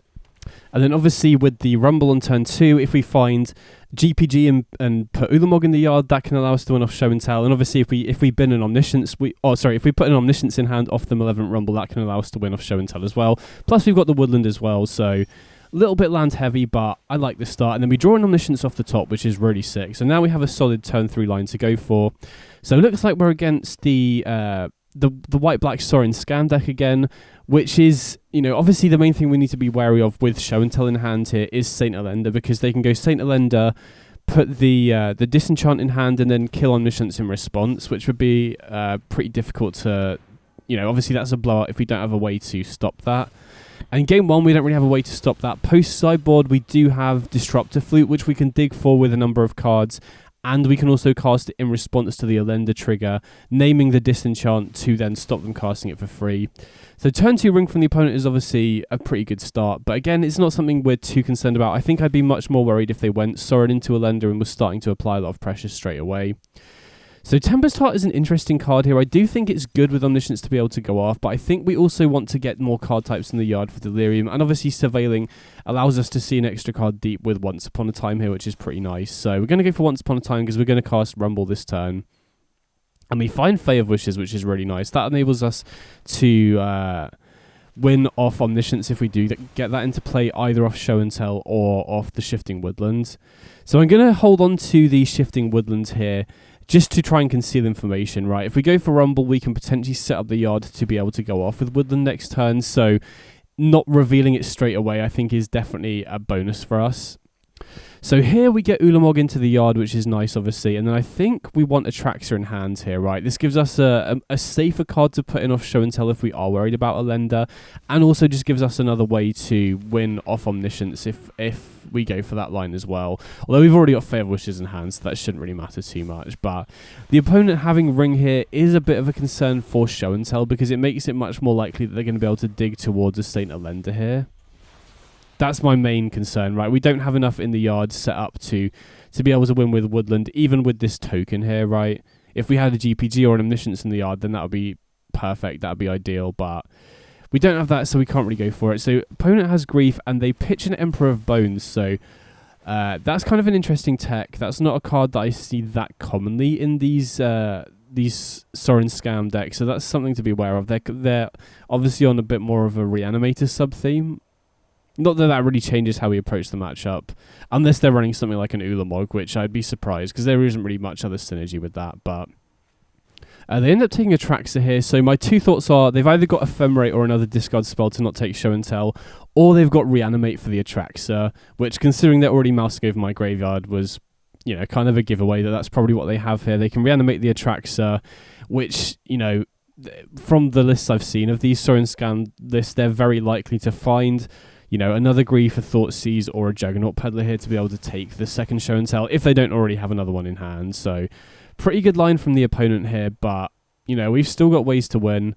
And we also see they're on Witch Enchanter, so going Show and Tell into Omniscience in this matchup, especially because we don't have Born Upon a Wind, is very risky, which is pretty annoying because that's the best, you know, that's the most powerful proactive line that we have in hand here. So I think the play here is probably going to be to use Tempest Heart to pitch Omniscience in the yard and then try and win with Fae of Wishes. I imagine they have to take the Show and Tell here because, again, they don't know that we're not on Born Upon a Wind. It's very risky to let me go Show and Tell onto Omniscience, even if they have Witch Enchanter and Saint Elender, because we could potentially go, you know, Tempest Heart, Born Upon a Wind, and then win with Fae of Wishes. So that's kind of another advantage of, you know, having an unknown deck, sort of, or the opponent at least not knowing the exact 75 that we're on.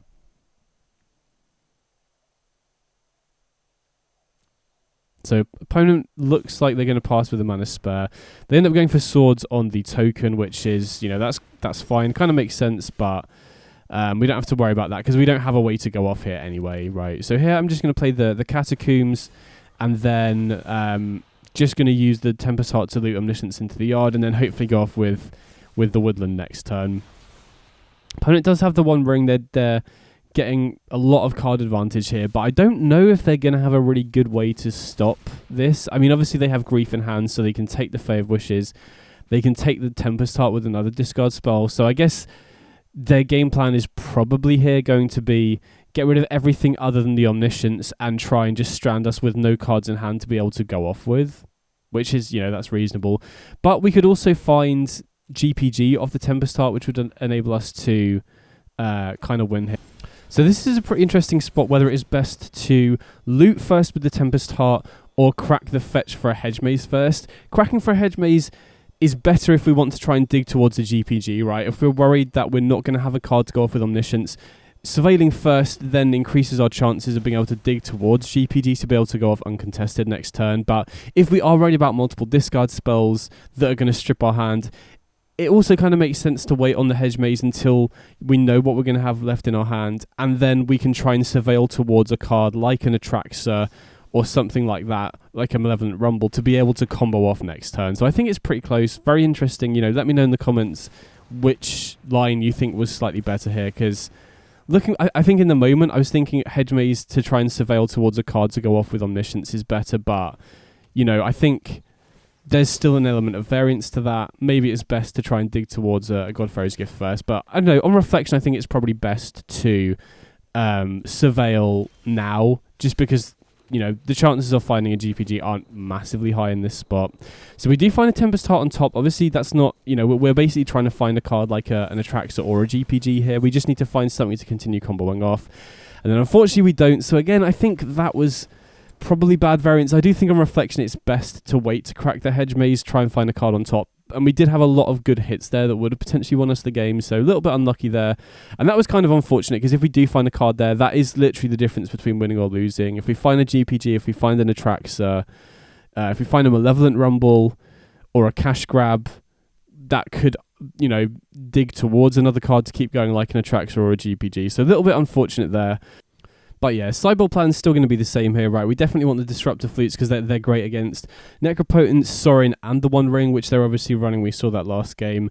And then we want the 4th Boseiju as well as counteraction to Disruptor Flute of their own and, Pithing Needle, Unlicensed Her, stuff like that as well. So I'm just going to edit out and go straight into game 2. Okay, so game 2 here, we're going to be on the play, and I do think this matchup, it's pretty good generally, game 1. I think, the main thing we're worried about is the crazy starts where they go Grief away and Ulamog or Atraxa into Reanimate on turn 1, which is, I think, in this matchup, it's important to mulligan borderline hands that involve Atraxa or Ulamog, because it shuts that line off. Opponent opens with Leyline of the Void, though, and this is a problem. Obviously, we have Boseiju here, but it really does slow us down. This is actually, Leyline and Rest in Peace aren't very commonly played, but they are pretty good cards against us. Obviously, we still have Show and Tell as a way to bypass it, but yeah, not happy to see that early on. So here, I'm kind of tempted to bin the Once Upon a Time, but it's still 0 mana, so I think at this point it's actually a good pickup. And then, interesting choice here, we could try and Boseiju the Leyline of the Void, but I feel like in this spot we're much better off just going for Malevolent Rumble here and trying to win off Show and Tell. Again, Show and Tell into Omniscience is very risky in this matchup because we know they have Witch Enchant, we know they have Sentinel Ender, but we also have Atraxa, so we could potentially try and ride Atraxa to a win here. But yeah, we're very reliant on Show and Tell. The other thing is, obviously, they could very well have discard here. They could have Dark Ritual into Grief on 2. They could have Juggernaut Peddler on 2. So I think it's also very important to try and, plan somewhat of a backup strat in case they do get rid of Show and Tell here. But yeah, Leyline of the Void is, that's another reason why I'm very happy I brought in the 4th Boseiju. Not a very commonly played card, but yeah, very good against us in this matchup. So they do have Dark Ritual here, so I imagine this is either going to be the One Ring or Grief. The One Ring I'm actually happier to see here because that enables us to go off with Show and Tell this turn. Now we've got to decide how risky we want to be, whether we want to just go for the Omniscience and then risk losing to Witch Enchanter or Lender, or whether we want to play it a bit safer and go for Atraxa. And I can't actually remember what I did here. I think on reflection, I prefer going for Atraxa here because with the Ring in play, we can potentially try and race, and they do have the Lender, and we don't have the counterplay to it, so I'm very glad that I went for Atraxa here. Because Atraxa can dig towards another show and tell, which is big, right? If Elender is their only way of playing through it, then that's big. And we also find Disruptor Flute, which is really good, because now if they activate the One Ring here and they don't have a discard spell for the flute, then we can just be dealing them 2 a turn off the One Ring, which is, you know, definitely going to add up over the course of the game. I mean, having said that, they do have an Elender in play, which is obviously going to be very good at offsetting that, but without a Sorin to give it Death Touch, they can't really attack past the Atraxa, and I don't know how much creature removal they'll be left in this matchup. So end up pitching Ulamog here, which I think I like. Everything else in the hand, I mean, maybe you could pitch an Omniscience instead here, but we want top deck show and tell to be a good draw here. Actually, maybe looking back on it, it's better to keep the Ulamog. It's hard to say. Because if we do draw another show and tell, again, since they have a very full hand, I think they're very likely to be holding on to a Witch Enchanter or a Saint Elender, so maybe it would be safer to go show and tell into Ulamog, especially because it's going to enter with counters, because there's stuff already exiled in the graveyard from the Leyline of the Void. So looking back on it, I think it was probably best to pitch an Omniscience and keep an Ulamog here, but I think it's a pretty small difference. I don't think it should end up mattering too much. Although having said that, if we do draw show and tell and we go into Omniscience and they have Witch Enchanter, that can end up making a pretty big difference. So, I mean, I don't think that ends up happening, but, you know, at the time, these sorts of things can happen, right? Especially because of Leyline of the Void. But the nice thing here is, Boseiju only costs us 1 mana, so we can potentially get rid of this Leyline of the Void for very cheap and then unlock our graveyard again. And they don't have a way to kill Atraxa here, which is pretty huge. Archon of Emeria isn't really too much of a concern here either, to be honest, because we already have an Atraxa in play. So we're obviously going to attack with the Atraxa here, and I think the rest of the turn kind of plays itself. We want to get Disruptor Flute in play, and then you know, naming the One Ring to shut them off, activating that anymore, and then I think it makes sense to go for Boseiju during the end step here, just so we represent other potential cards. You know, there could be something that they do that makes us want to use Tempest Heart instead, perhaps. So I don't really think there's much risk, or there's no real downside of waiting on the Boseiju here. But yeah, Boseiju killing Leyline in the Void does ramp them, obviously, and will give them a Surveil if they don't have use for the extra mana whenever we do it. But I actually feel pretty good about this spot. Like I said, I think they're likely to cut creature removal against us, and so if they don't have a way to kill Atraxa, Elender just isn't really doing much here. Now, we don't know what they got off the spellbook, I don't think, so there is a chance that they got the Disenchant, in which case they could potentially kill the Disruptor Flute and then get Ring back online again, but we obviously don't know what they picked. They could have got the creature instead here. But yeah, I feel pretty good about this spot, even though they had, you know, turn 0 Leyline of the Void into turn 2 the One Ring. I feel like we're in a pretty decent spot here, and I'm obviously very glad that we went for Atraxa instead of Omniscience off the show and tell here. So opponent obviously in the tank here. It is a pretty complex situation, especially when they've got a lot of cards in hand. So they do have Sorin here, which does enable them to give one of their creatures lifelink. I think if they gave the Elender lifelink here, I'm making the trade. I don't want them to be making extra tokens every turn, but they end up giving the Archon lifelink instead, which makes sense, right? We're not really going to want to trade the Atraxa with the Archon, and this does give them a 2/2 token. So they get a 2/2 token, and we Boseiju the Leyline of the Void, get our graveyard back online, which is, you know, even more important now when we've just drawn the Shifting Woodland. And having Malevolent Rumble in hand here is pretty big, because we already have access to, you know, the token for extra mana here. So if we can get a good hit off this Rumble, we can potentially fire up Shifting Woodland immediately. So I think the play here should be lead on Rumble, because like I said, if we get Delirium online, including an Omniscience here, or, you know, a GPG, which is pretty big as well, then, you know, GPG alongside another creature, then we can potentially win here. So this is a pretty sick hit. It takes me a minute to realise the line here, but because we have the 2 tokens in play, and Rumble is entering the graveyard as a sorcery, and we have a land here. We have land, creature, artifact, sorcery, which immediately turns on Delirium.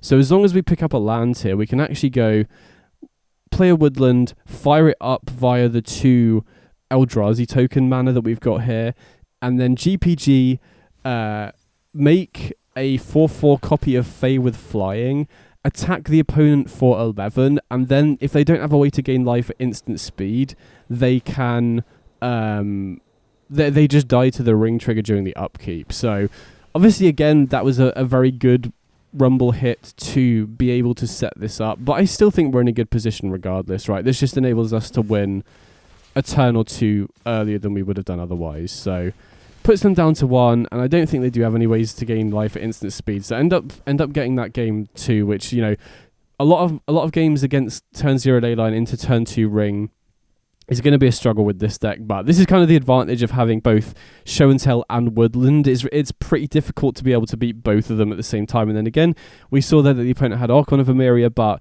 that doesn't really work very well against GPG. So because the deck attacks from so many different angles, even if the opponent does draw their hate cards, it's oftentimes not going to be enough if they don't draw the right stuff against what your hand is. Anyway, just going to skip sideboarding. We'll get straight into game 3 here. Okay, so going into game 3, obviously we're going to be on the draw again, but like I said, I do think this matchup has felt pretty good, especially when we have Disruptor Flute. You know, if they don't have the Dark Ritual into Necro or Dark Ritual onto Sorin on turn 1, Disruptor Flute is really good against basically all of their powerful card advantage engines or proactive plays. Unfortunately, the opponent has turn 0 leyline again, which is really annoying considering we don't have the Boseiju this time, and we don't really have a great, you know, a very fast start, but we do pick up Show and Tell off the top, which is huge here, because if we can pick up an Ulamog off this Once Upon a Time, that potentially enables us to go for turn 2 Ulamog with 7 counters, right? Because we can go Imprint the Labyrinth, or I guess Atraxa would also be a good hit off this Once Upon a Time. So we're really looking for Ulamog or Atraxa off this Once Upon a Time, and then we can go for the turn 2 Show and Tell, which would be absolutely huge. Again, against the turn 0 leyline into turn 2 ring. So we pick up another Labyrinth off the top, go for Once Upon a Time, and unfortunately we don't find an Atraxa or an Ulamog. So thankfully having this Show and Tell is pretty big, but the opponent is going to be drawing 3 cards. I think they're fairly likely to find a discard spell out of those, which then makes it very likely that they're going to hit the Show and Tell, and then we start falling behind here, which is pretty rough. So here an interesting choice whether we want to go for the Breeding Pool or the Catacombs. Catacombs is 1 less life, but it gives us the option to go for Hedge Maze, so I don't really know why I'm thinking about this for so long. I think this is a pretty easy verdant Catacombs. If Once Upon a Time put the cards in the graveyard, then maybe you think about Pool because you don't want to run out of fetchables, but yeah, I don't know why I'm in the tank so long here. Oh, I'm checking for fetchables, right, but yeah, I think we definitely want to go for the Catacombs here. And then I think I like imprinting the GPG here, you know, just enables us to have more mana going into the next turn. There's a chance we could want to go Rumble into Show and Tell, for example, next turn, which would need an extra mana. So, but yeah, opponent is going to be drawing a lot of cards here. Woodland is also shut off. We don't have a Boseiju, so we're really reliant on this Show and Tell. And like I said, they have 3 looks for discard spells if they didn't already have it in hand. So this is a little bit rough. And I think there's also a good chance the opponent already had discard in their hands. They might think, okay, that we're unlikely to lose on turn 2. They'd have to have turn 2 Show and Tell for that to happen. But they don't. They look like they're thinking about passing without doing anything, which is obviously huge for me. But I'm not 100% sure what their hand is likely to be in a spot like this. But if we get to untap with Show and Tell, that would be pretty big. Because if we can dig towards Atraxa or Ulamog off this Tempest Heart, then, you know, the best thing they can put into play off Show and Tell is likely Saint Elenda, and Atraxa and Ulamog is likely to beat both of those. They do have the Disruptor Flute, though, which I assume they used to name Show and Tell in this spot, because they don't really care about Woodland, right? So yeah, they name Show and Tell and make it 6 mana. But we can potentially... We do have a second Labyrinth, so we can potentially ramp into Show and Tell and try and still cast it for 6 mana, which isn't a line you would normally want to go for, I don't think. So in this spot, it's interesting to know what we discard. I think we want to keep Labyrinth GPG to be able to ramp into Show and Tell in case we draw a big card off the top. In which case, I think it makes sense to pitch the lands. I'm not sure how important keeping Woodland is when they have Leyline of the Void in this spot. Maybe it's better to keep the fetch land. And in this spot, I think I remember misplaying. I go for Labyrinth GPG just to ensure that we can ramp off it, trying to play around discard spells. But this is just a blunder by me, because if they have a discard spell, they're getting rid of Show and Tell, and if we play Shifting Woodland, we can cast both Once Upon a Times this turn. So that was just a blunder by me. I definitely should have played Woodland here. Then we can cast 2 Once Upon a Times, gives us 2 more looks to find Atraxa or Ulamog, and then we could still, if the opponent doesn't have a discard spell for Show and Tell, then the following turn we can go Labyrinth, Imprint, GPG, Show and Tell. So that was definitely a big mistake by me as well, because, you know, there's a decent chance if the opponent uses their turn not interacting with my hand, that Atraxa or Ulamog could be, you know, not found off the first Once Upon a Time, but found off the second one. And even if they do have a discard spell, being able to fire off 2 Once Upon a Times here is really useful at trying to dig towards other stuff. So opponent almost definitely going to be taking the Show and Tell here. I can't exactly remember what they do, but I'd be shocked if they didn't. Yeah, so they take the Show and Tell here. And unfortunately, we can only cast one of these Once Upon a Times because we messed up the sequencing with the lands there, which is a little bit annoying.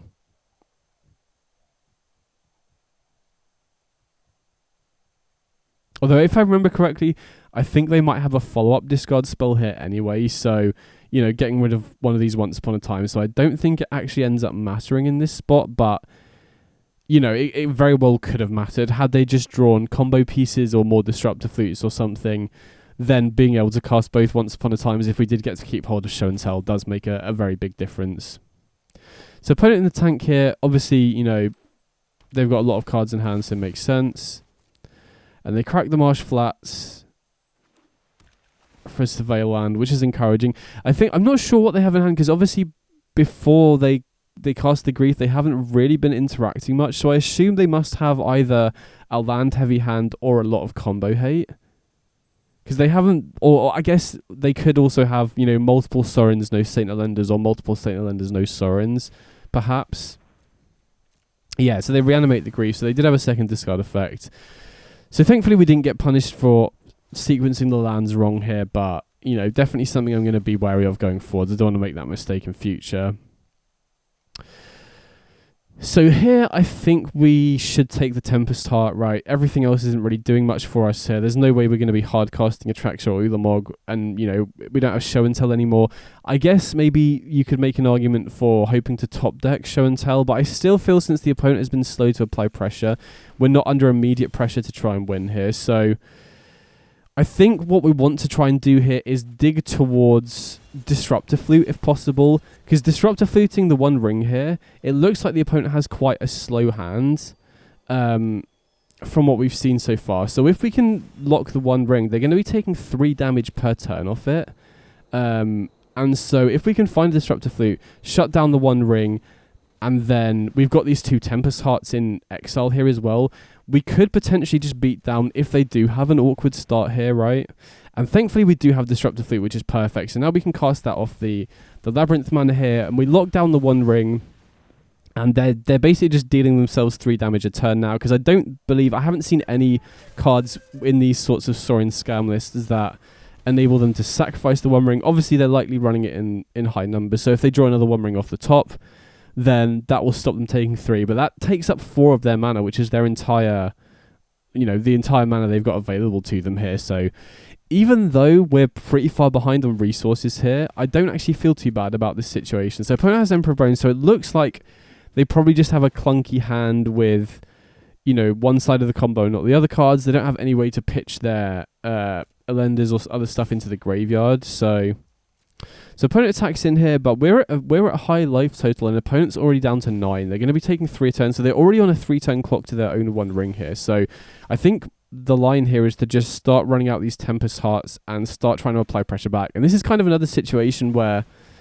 you know, if the opponent is really focused on trying to stop your proactive game plan, which they kind of need to be, because you can combo off very quickly with both Show and Tell and Woodland, even if they have them both on lock, like they've got a Graveyard unlock with Leyline of the Void, and they kept us off Show and Tell via Disruptor Flute in the discard game plan, you can still win just by beating down with Tempest Heart and Albiorix if the opponent's invested a ton of resources to stopping your proactive game plan. So, you know, your loot is being findable off Once Upon a Time, Rumble, and Cash Grab is nice upside for them being creatures, but the fact that you can also just run them out as alternate threats when the opponent has likely boarded out creature removal against you is a pretty big deal as well. So obviously, you know, unlike Necropotence, the opponent's still drawing off the top here, so they very well could draw Sorin if they have Elenders, or vice versa, and they could also, you know, draw another One Ring to stop them taking damage. They have got a number of reasonable top decks here, so definitely not out of the woods yet, but we've actually turned this game around pretty quickly here. I think finding this Disruptive Loop was the main thing here. If they were drawing 3 or 4 extra cards a turn, they're very, very likely to be able to get Elender down and just start snowballing the game back in their favour. But keeping this One Ring on lock, which is actually working in our favour as kind of a pretty fast clock here, has kind of flipped this matchup on its head, or this particular game anyway. So opponent obviously doesn't have any good targets for the Emperor of Bones, which is very good for us. If they had another Grief or, you know, a Troll of Khazad Doom, for example, I don't know if they're running that, then that would be a big deal. And they attack in here, so it takes me a moment to think about this. They obviously have the adaptability, which is what I assume they're trying to bait me into, but I'm thinking this is very, very risky for them to do, because obviously we're going to be attacking with the Tempest Heart next turn. They do have the Hive of the Eye Tyrant they can fire up, and they also have more creatures they could play main phase 2, but I'm very happy to attack in here, because if we can get rid of the Hive of the Eye Tyrant, you know, another line they could potentially use to get out of this is if they do have Elenders in hand but no Sorin, they are getting close to being able to just hardcast the Elender. So if they do fire up the Hive to double block like they do here, I'm very happy to just take out one of their lands here and just shut off shut off hardcast Elender as another out. And then Fae of Wishes typically wouldn't be a very good draw here, but we can just cast it out as a creature, right? You know, obviously Fae is 9 times out of 10 going to be used to try and combo win, but in spots like this, or, you know, I've used it on defense a few times against decks like Mardu Energy, they're likely just going to lose to us attacking. So very weird game 3, but managed to get there just off creature beatdown game plan. So got there, which is pretty sick. Okay, so big round here, round 9. Obviously, this is the winning for day 2. So if we win this, we're into day 2. And like I said, I'm very happy with the deck. I think I've got a good chance there. If we lose, we're out, which would be gutting to get so close. But we're on the play here, which is huge. And this hand looks decent, right? We've got Hedge Maze on turn 1. We got Show and Tell into Attrax, which is pretty good. And then we've obviously got Albiorix to help set up the Woodland as well. So very happy with this start for sure. So we're obviously not sure what the opponent's on yet. No companion though, obviously, so very unlikely to be Mardu Energy or Dimir Tempo at least. So lead on Swamp, so again, could be a number of things. I don't think Show and Tell tends to run a basic Swamp, so it's much more likely to either be Mono Black Jetstorm or potentially the White Black Scam deck.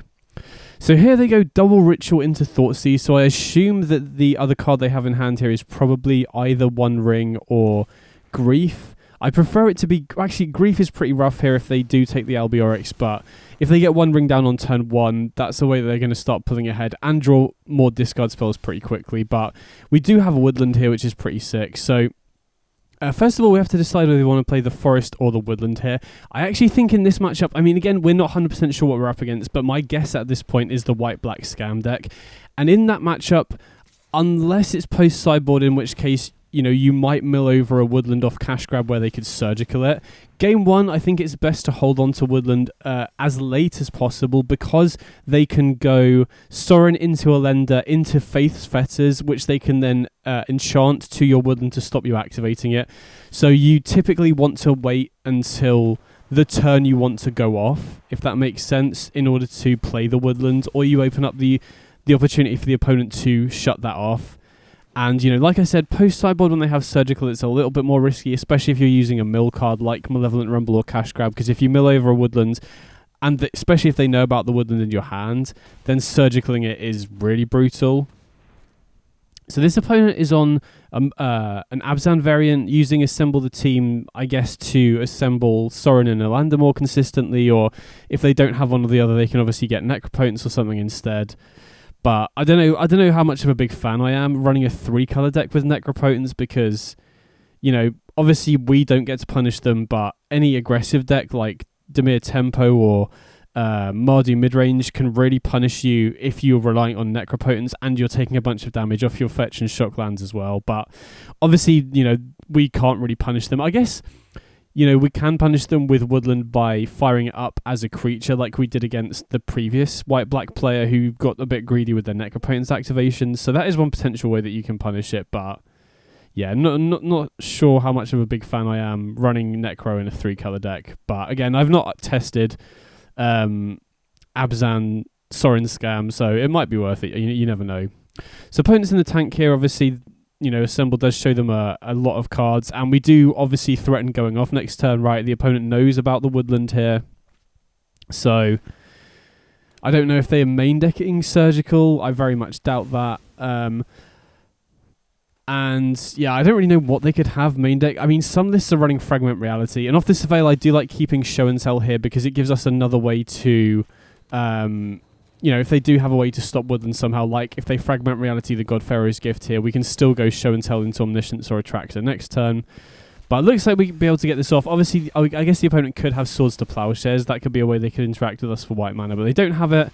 So managed to take game one very quickly. Well, I should, from this point, it's basically impossible for the opponent to win unless they have Ritual, One Ring or something like that. But even then, they have to sacrifice the One Ring. So here we are, pretty sure we're against very similar to the last Sorin Scam deck we played, but they're just running green to be able to tutor stuff more efficiently. So sideboarding exactly the same here. Cut the cash grabs, trim on an Albiorix, trim on an Atraxa. Bring in the 4th Boseiju, and then bring in Disruptor Flute. Again, I'm sure they're running Sorin. I'm sure they're running Necropotence. They might not be running One Ring if they're running Assemble instead, because that feels like the least necessary out of the Dark Ritual payoffs. But either way, this matchup has definitely felt good to me. And, being a game up in this matchup, I was very, very, encouraged by our position here going into game 2. So obviously being on the draw is going to be more difficult, but we do have Disruptor Flute. I think they're obviously going to have more hate cards against us, but I think us getting access to Disruptor Flute probably makes the matchup still favoured post-sideboard for us. So even though we've got a one-lander, we've got, double Once Upon a Time here. So even if they Thought Seize, we've got redundancy for everything, right? I mean, I guess if they take the Omniscience here, then we're forced to use Show and Tell with God Pharaoh's Gift, because we're very likely to want to use one of these Once Upon a Times to find a land here. They take Show and Tell, which makes me think they must have another discard spell here for them to do that, which would be a little bit annoying because then we're kind of back to square one a little bit. They could also have Surgical for the Show and Tell in the graveyard, which would be another way that they can punish this hand, right? They Show and Tell after we draw the card to get max information, then they can not only remove Show and Tell from our deck entirely, but also use Surgical as like a 2-for-1. I guess, technically a 1-for-1 on resources, but it's a very good exchange for the opponent. And they also have Necropotence here, so if they didn't have Surgical now, they could activate a ton, and if they're running, any high number of it, then they're likely to find it. And they grief here, which makes sense with Necro, because obviously they can just refuel their hand pretty quickly. And it's also, relevant to note that they're also running Vein Ripper in addition to Saint Nalanda. So yeah, unsurprisingly, they take the Show and Tell. But that makes me kind of hopeful that they don't have Surgical, or, makes me pretty confident that the last card in their hand isn't Surgical. And that makes sense from the opponent, right? If they do use Surgical here, it would be 2 life, which would eat into the Necro activations. And if they don't draw Surgical, then they're in trouble, right? Because they would need to draw another discard spell. If we happen to find an Ugin's Labyrinth off this Once Upon a Time, we could imprint it to God Pharaoh's Gift and then Show and Tell into Omniscience on turn 2. Again, if they're running Saint Elenda, if they're running Witch Enchanter, then that gives them good counterplay to Show and Tell into Omniscience. But since they're running Abzan, I'm not 100% sure if they would be running Witch Enchanter, because it's going to be much more difficult to fit mono-coloured lands in your deck that really wants to have triple black on turn 3 a lot of the time. So they do overpay on Necro, but we're not really close to being able to punish that, right? We would need to have Woodlands to be able to threaten that. So we get to crack the Windswept Heath here, and obviously off this Hedge Maze, the first priority here would be trying to find another land so that we can use Once Upon a Time on another card. Definitely going to have been the extra Once Upon a Time, because they obviously do become a fair bit worse when they don't cost 0, and we already have 2 of them, so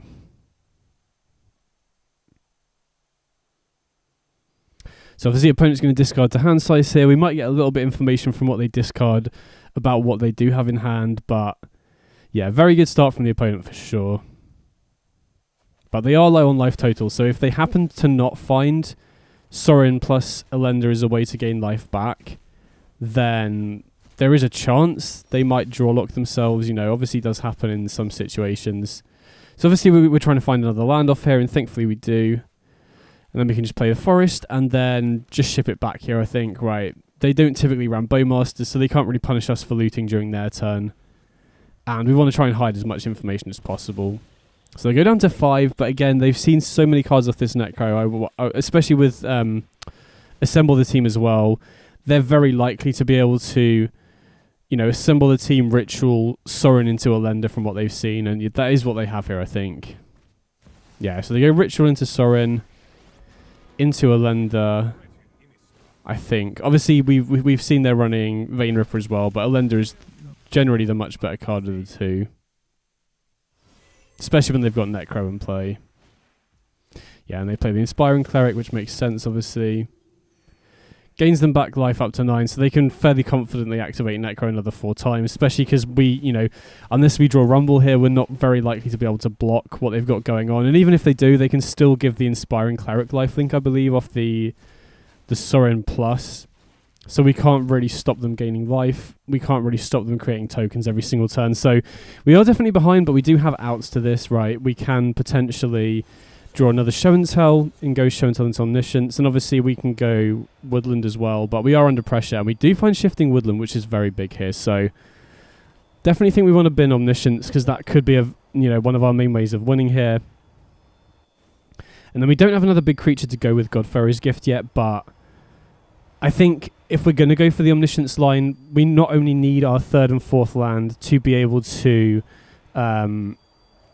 get activate Woodland in the first instance, but we also want as many cards in our hands to be able to go off with Omniscience, so we don't whiff like we did against Mardu Energy earlier in the qualifier.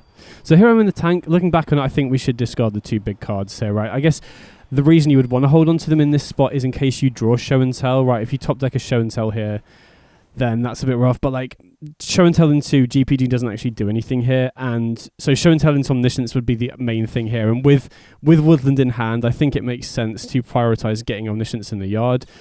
But I guess it could make sense. Oh, and they do Surgical here. I guess that helps them not need to discard to hand size.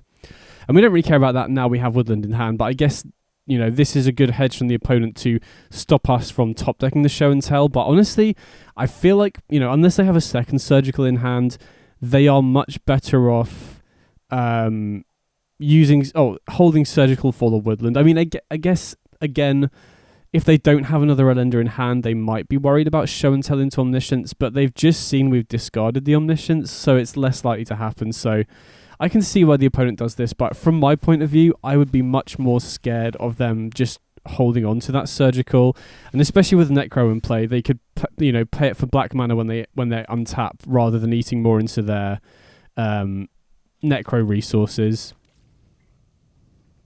So here we ship it back, and our game plan is just Woodland here. Again, it's going to be tricky though, because they're going to be getting a bunch of life back here, which will then allow them to overdraw on Necro again and probably find another Surgical Extraction. So I think this game largely came down to the opponent being on the play probably made a bit of a difference, but they did have a very good start as well. And then unfortunately they do have Disruptor Flute, so I don't think there's any way we can win now, right? They've Surgicaled the Show and Tell. We would need to have this Labyrinth be a Boseiju for us to have a chance, because even if we draw Boseiju off the top here, we don't have enough mana to use it and activate Woodland in the same turn here. So I think I go through the motions here just to see, because sometimes you do forget about a potential out, but looking at this spot, I don't think there's anything we can really do to win here. So I'm just going to skip to sideboarding.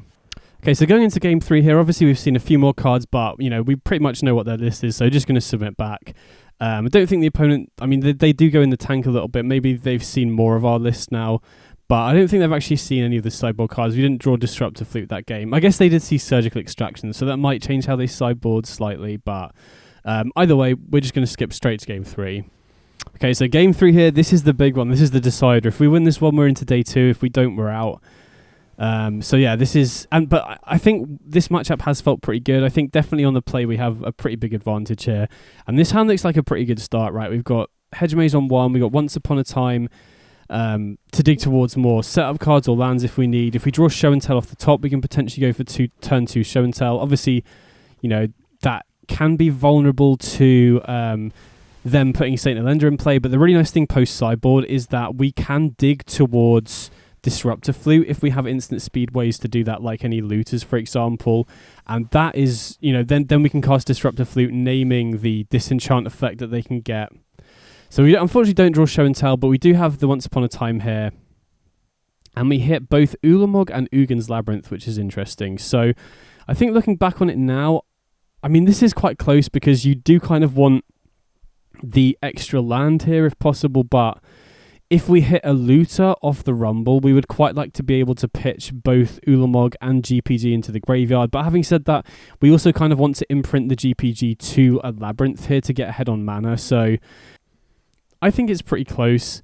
Looking back on it now, I'm still not sure what the best pick is here. The other advantage is, Ulamog is obviously better to have if we do get Omniscience online, but I think with Boseiju, you kind of want to hold it as a spell if possible. Obviously, it's not as important in this matchup as it is against other Show and Tell decks. But yeah, I think I end up going for the Labyrinth here, which I think I like a little bit more because we do want to keep hitting land drops, but we also do need coloured mana as well to unlock our hand a little bit. So obviously, we're going to go for Malevolent Rumble here. And this is an interesting hit because I think, with already having 2 other lands in hand, I don't think we need Breeding Pool or Boseiju. So ideally, we would like to take the Albiorix here, but I think I'm thinking that it's pretty risky to put a Traxxas in the yard against a Reanimate deck, right? If they have Reanimate, we're just making it live immediately for them, and then reanimating a Traxxas on turn 2 would be really bad. So even though not putting Albiorix in hand makes us more vulnerable to discard spells, I can definitely see the argument here. I mean, the issue here is that if they do have a discard spell and they take the Rumble, we're kind of out of gas a little bit if we don't draw another setup card, right? Having Albiorix in hand would be really helpful, but... So I'm not 100% sure. Maybe this is a situation where we just can't afford to play around Reanimate, because they're much more likely to have one of their many discard effects, like a Thoughtseize, a Grief, or a Peddler, than they are to have Reanimate, but... I don't know, I can definitely see... This is definitely the safer option of the two. And they do end up binning Grief, so not sure that really tells me much about their hand. And they do have Grief here. I guess my other thought was, it's kind of risky, because if they have Reanimate, then they would want to discard the Atraxa anyway if they have a discard spell. So thinking back on it now, I think I'm supposed to take the Albiorix there, because if they have Reanimate and a discard spell, we're kind of screwed anyway. And if they don't have Reanimate, we at least have another setup card. So looking back on it now, I think that was probably a mistake. I think I was playing too scared, and that's something that I shouldn't have played. Or in this instance, Reanimate, we just can't really play around it. But we got bailed out. Rumble draw off the top is very big here. But yeah, looking back, I think that was a mistake. We just happened to not get punished for it. So we do find Woodland, which is pretty interesting, but we don't actually have any way to use it other than just, turning it into an Atraxa, for example. I think here we definitely want to play the Woodland out as a land, because if we pass... if we give priority to the opponent, they can Surgical the Woodland, which would be really, really bad for us. So I think before we do anything else here, we just need to slam this Woodland. I'm just trying to figure out what my game plan is here, I think. And in this instance, having Albiorix in hand would actually be huge, because we could obviously pitch Omniscience to go off. We could put Labyrinth. We could use the Labyrinth ability to put GPG back in our hand and pitch that and Atraxa. So I actually think that picking Albiorix over Atraxa... picking Atraxa over Albiorix was quite a big mistake here. And, could have made a pretty big difference in these early few turns. So opponent goes for Demonic Shooter, which is obviously always scary. Not 100% sure whether that would be for a Surgical here, or, maybe a Sorin if they have an Elender, or not sure what other sideboard cards they run for this matchup anyway. So yeah, again, if we had Albiorix here, this would be huge, because presumably they still take the...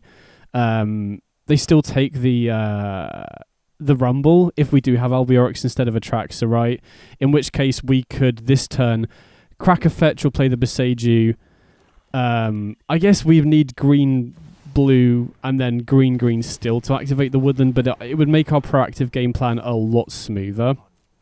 With these 2 tokens though, we can potentially put the GPG in hand and hardcast it in a few turns perhaps, right? So obviously we're going to crack the Catacombs for another Hedge Maze here. And they do have Faith's Fetters for the woodland, which we can obviously kill with the Boseiju. So I think my play here is crack a fetch, use the Labyrinth to put GPG back into our hand, and then Boseiju the Faith's Fetters, and we hit a GPG on top. So this is interesting because I'm thinking about surgical extraction here, right? If we put GPG in the yard and then we put GPG in our hand from Labyrinth, the opponent can surgical the GPG in our graveyard and get a +1 because they take it out of our hand as well. But I still think it's worth doing here because we also, putting GPG in the yard also enables us to use the woodland. And so we're going to put activate the Labyrinth to put the GPG back in hand, and then Boseiju the woodland to get Faith's Fetters back online again. And now we're in a position where if we can untap, we can hardcast the GPG, which then allows us to get Atraxa back from the graveyard. I guess they could extract the Atraxa. So that's not a guaranteed line, but then we at least have a GPG in play. And, we can get back, at the very least, an Albiorix from the graveyard. And then if we get any more filtering, or any more looting, we can get Atraxa back in the yard again.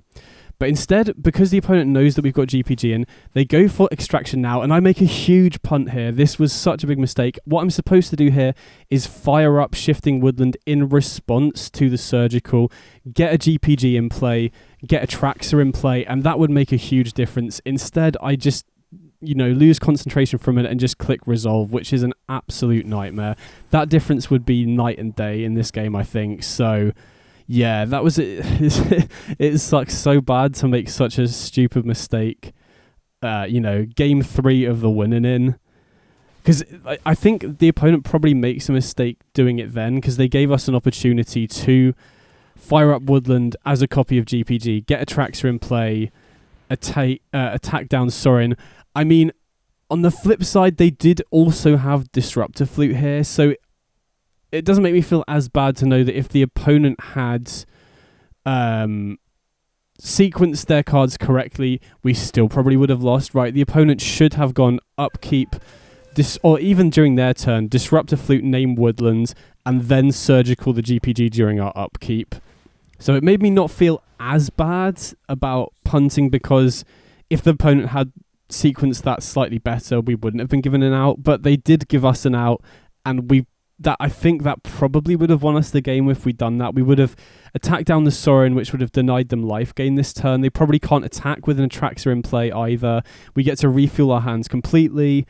So yeah, I mean, that's absolute game. We also potentially find a Boseiju to be able to answer the Disruptor Flute, maybe find a Looter as well to get Omniscience in the yard, and that could potentially win us the game. So again, if the opponent had played the Disruptor Flute before they went for surgical, we wouldn't have had an out there. But you've got to take your chances when you get them, and I just lost concentration for a minute, and then to punish it even more, they end up having the Necro here. I was hoping that, what other outs do we have here? If we Boseiju, or if we find a Looter off the top or a Rumble off the top, and then that fills up stuff to the yard, and then we can get Boseiju off the Rumble or something, and then we can use Boseiju to answer the Flute and then activate the Woodland.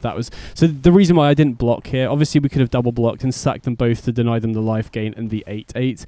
But I'm thinking in the moment, okay, my out here is drawing Rumble off the top, then paying green and a colorless for Rumble, finding a Boseiju, and Rumble putting like an Omniscience in the yard or something, and then we can use Boseiju to kill the Disruptor Flute, and then still have enough mana to activate Woodland because we still have the 2 Eldrazi tokens. So that was my logic for not blocking. But opponent also has a Necro, so they had a really good answer here. The last 3 cards lined up incredibly well against what we were trying to do. But it's so gutting that I just, lost concentration for a minute. And I do genuinely think if we'd got GPG Atraxa there, that we would have probably won the game, right? It stops them from attacking. Obviously, they still would have had Necro here, so it wouldn't have been a completely foregone conclusion, but, Sorin would be dead, we'd have an Atraxa token in play, and we'd have a completely full hand as well. So, yeah, and I basically end up punting the winning in, so kind of gutting, because, there's been multiple qualifiers, historic and timeless recently, where I've got to a winning in and then just made a really stupid mistake and it's cost me day 2. So kind of gutting for it to happen again, but, it is what it is. The deck has felt really strong.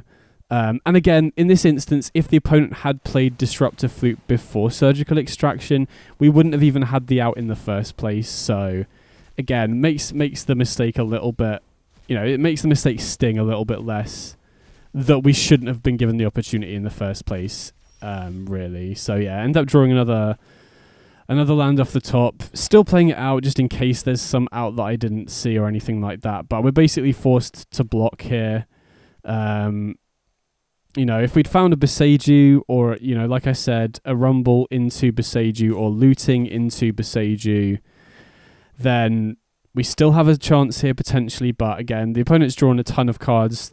If I assume they have multiple Surgicals in their deck, so they very likely have another one in hand now, which shuts off that avenue of attack. I guess Show and Tell would also, potentially work in this instance as well. But again, they've drawn a ton of cards off the Necro. So yeah, I think if they hadn't had Necro, or we'd drawn Rumble or a Looter off the top instead of a land, we still have a chance here. But, we go down to 2. We're basically dead to Sorin activation. Next turn, they have Ashiok as well. So obviously we're forced to crack the fetch here. But that's going to shut off our graveyard and, basically shut off Woodland. Unless we go, Rumble off the top into Perfect to get Delirium online and find a Boseiju and then crack the Woodland. But again, I'm fairly sure at this point they can afford to completely refill their hand off the Necro, so end up drawing the Fae of Wishes, which obviously isn't ideal in this spot. So yeah, I continue playing it out just in case there's an out that I hadn't thought about, but we end up losing this one. And again, I think we probably would have won it if I had just remembered to fire up the Woodland in response to that Surgical, or had a very good chance to win at least anyway. So kind of getting to get so close, but the deck still felt great. So yeah, finishing the event day 1 at 6-2, getting very, very close to day 2. And again, I think I probably could have won one of those matches against, or had a good chance against one of those mana drain Show and Tell decks if I'd, been a bit braver with the Woodland, and then definitely could have won that last one if we'd used Woodland in response to Surgical. So kind of sucks to get so close, but I'm really happy with the deck overall. Really happy with how it performed. It did really well on ladder as well, and I think I would have had a decent chance day 2. So yeah, very, very happy with the deck choice. Just wish my play had been a little bit better. Either way, hope you enjoyed the video, and I'll catch you all in the next one. Big up.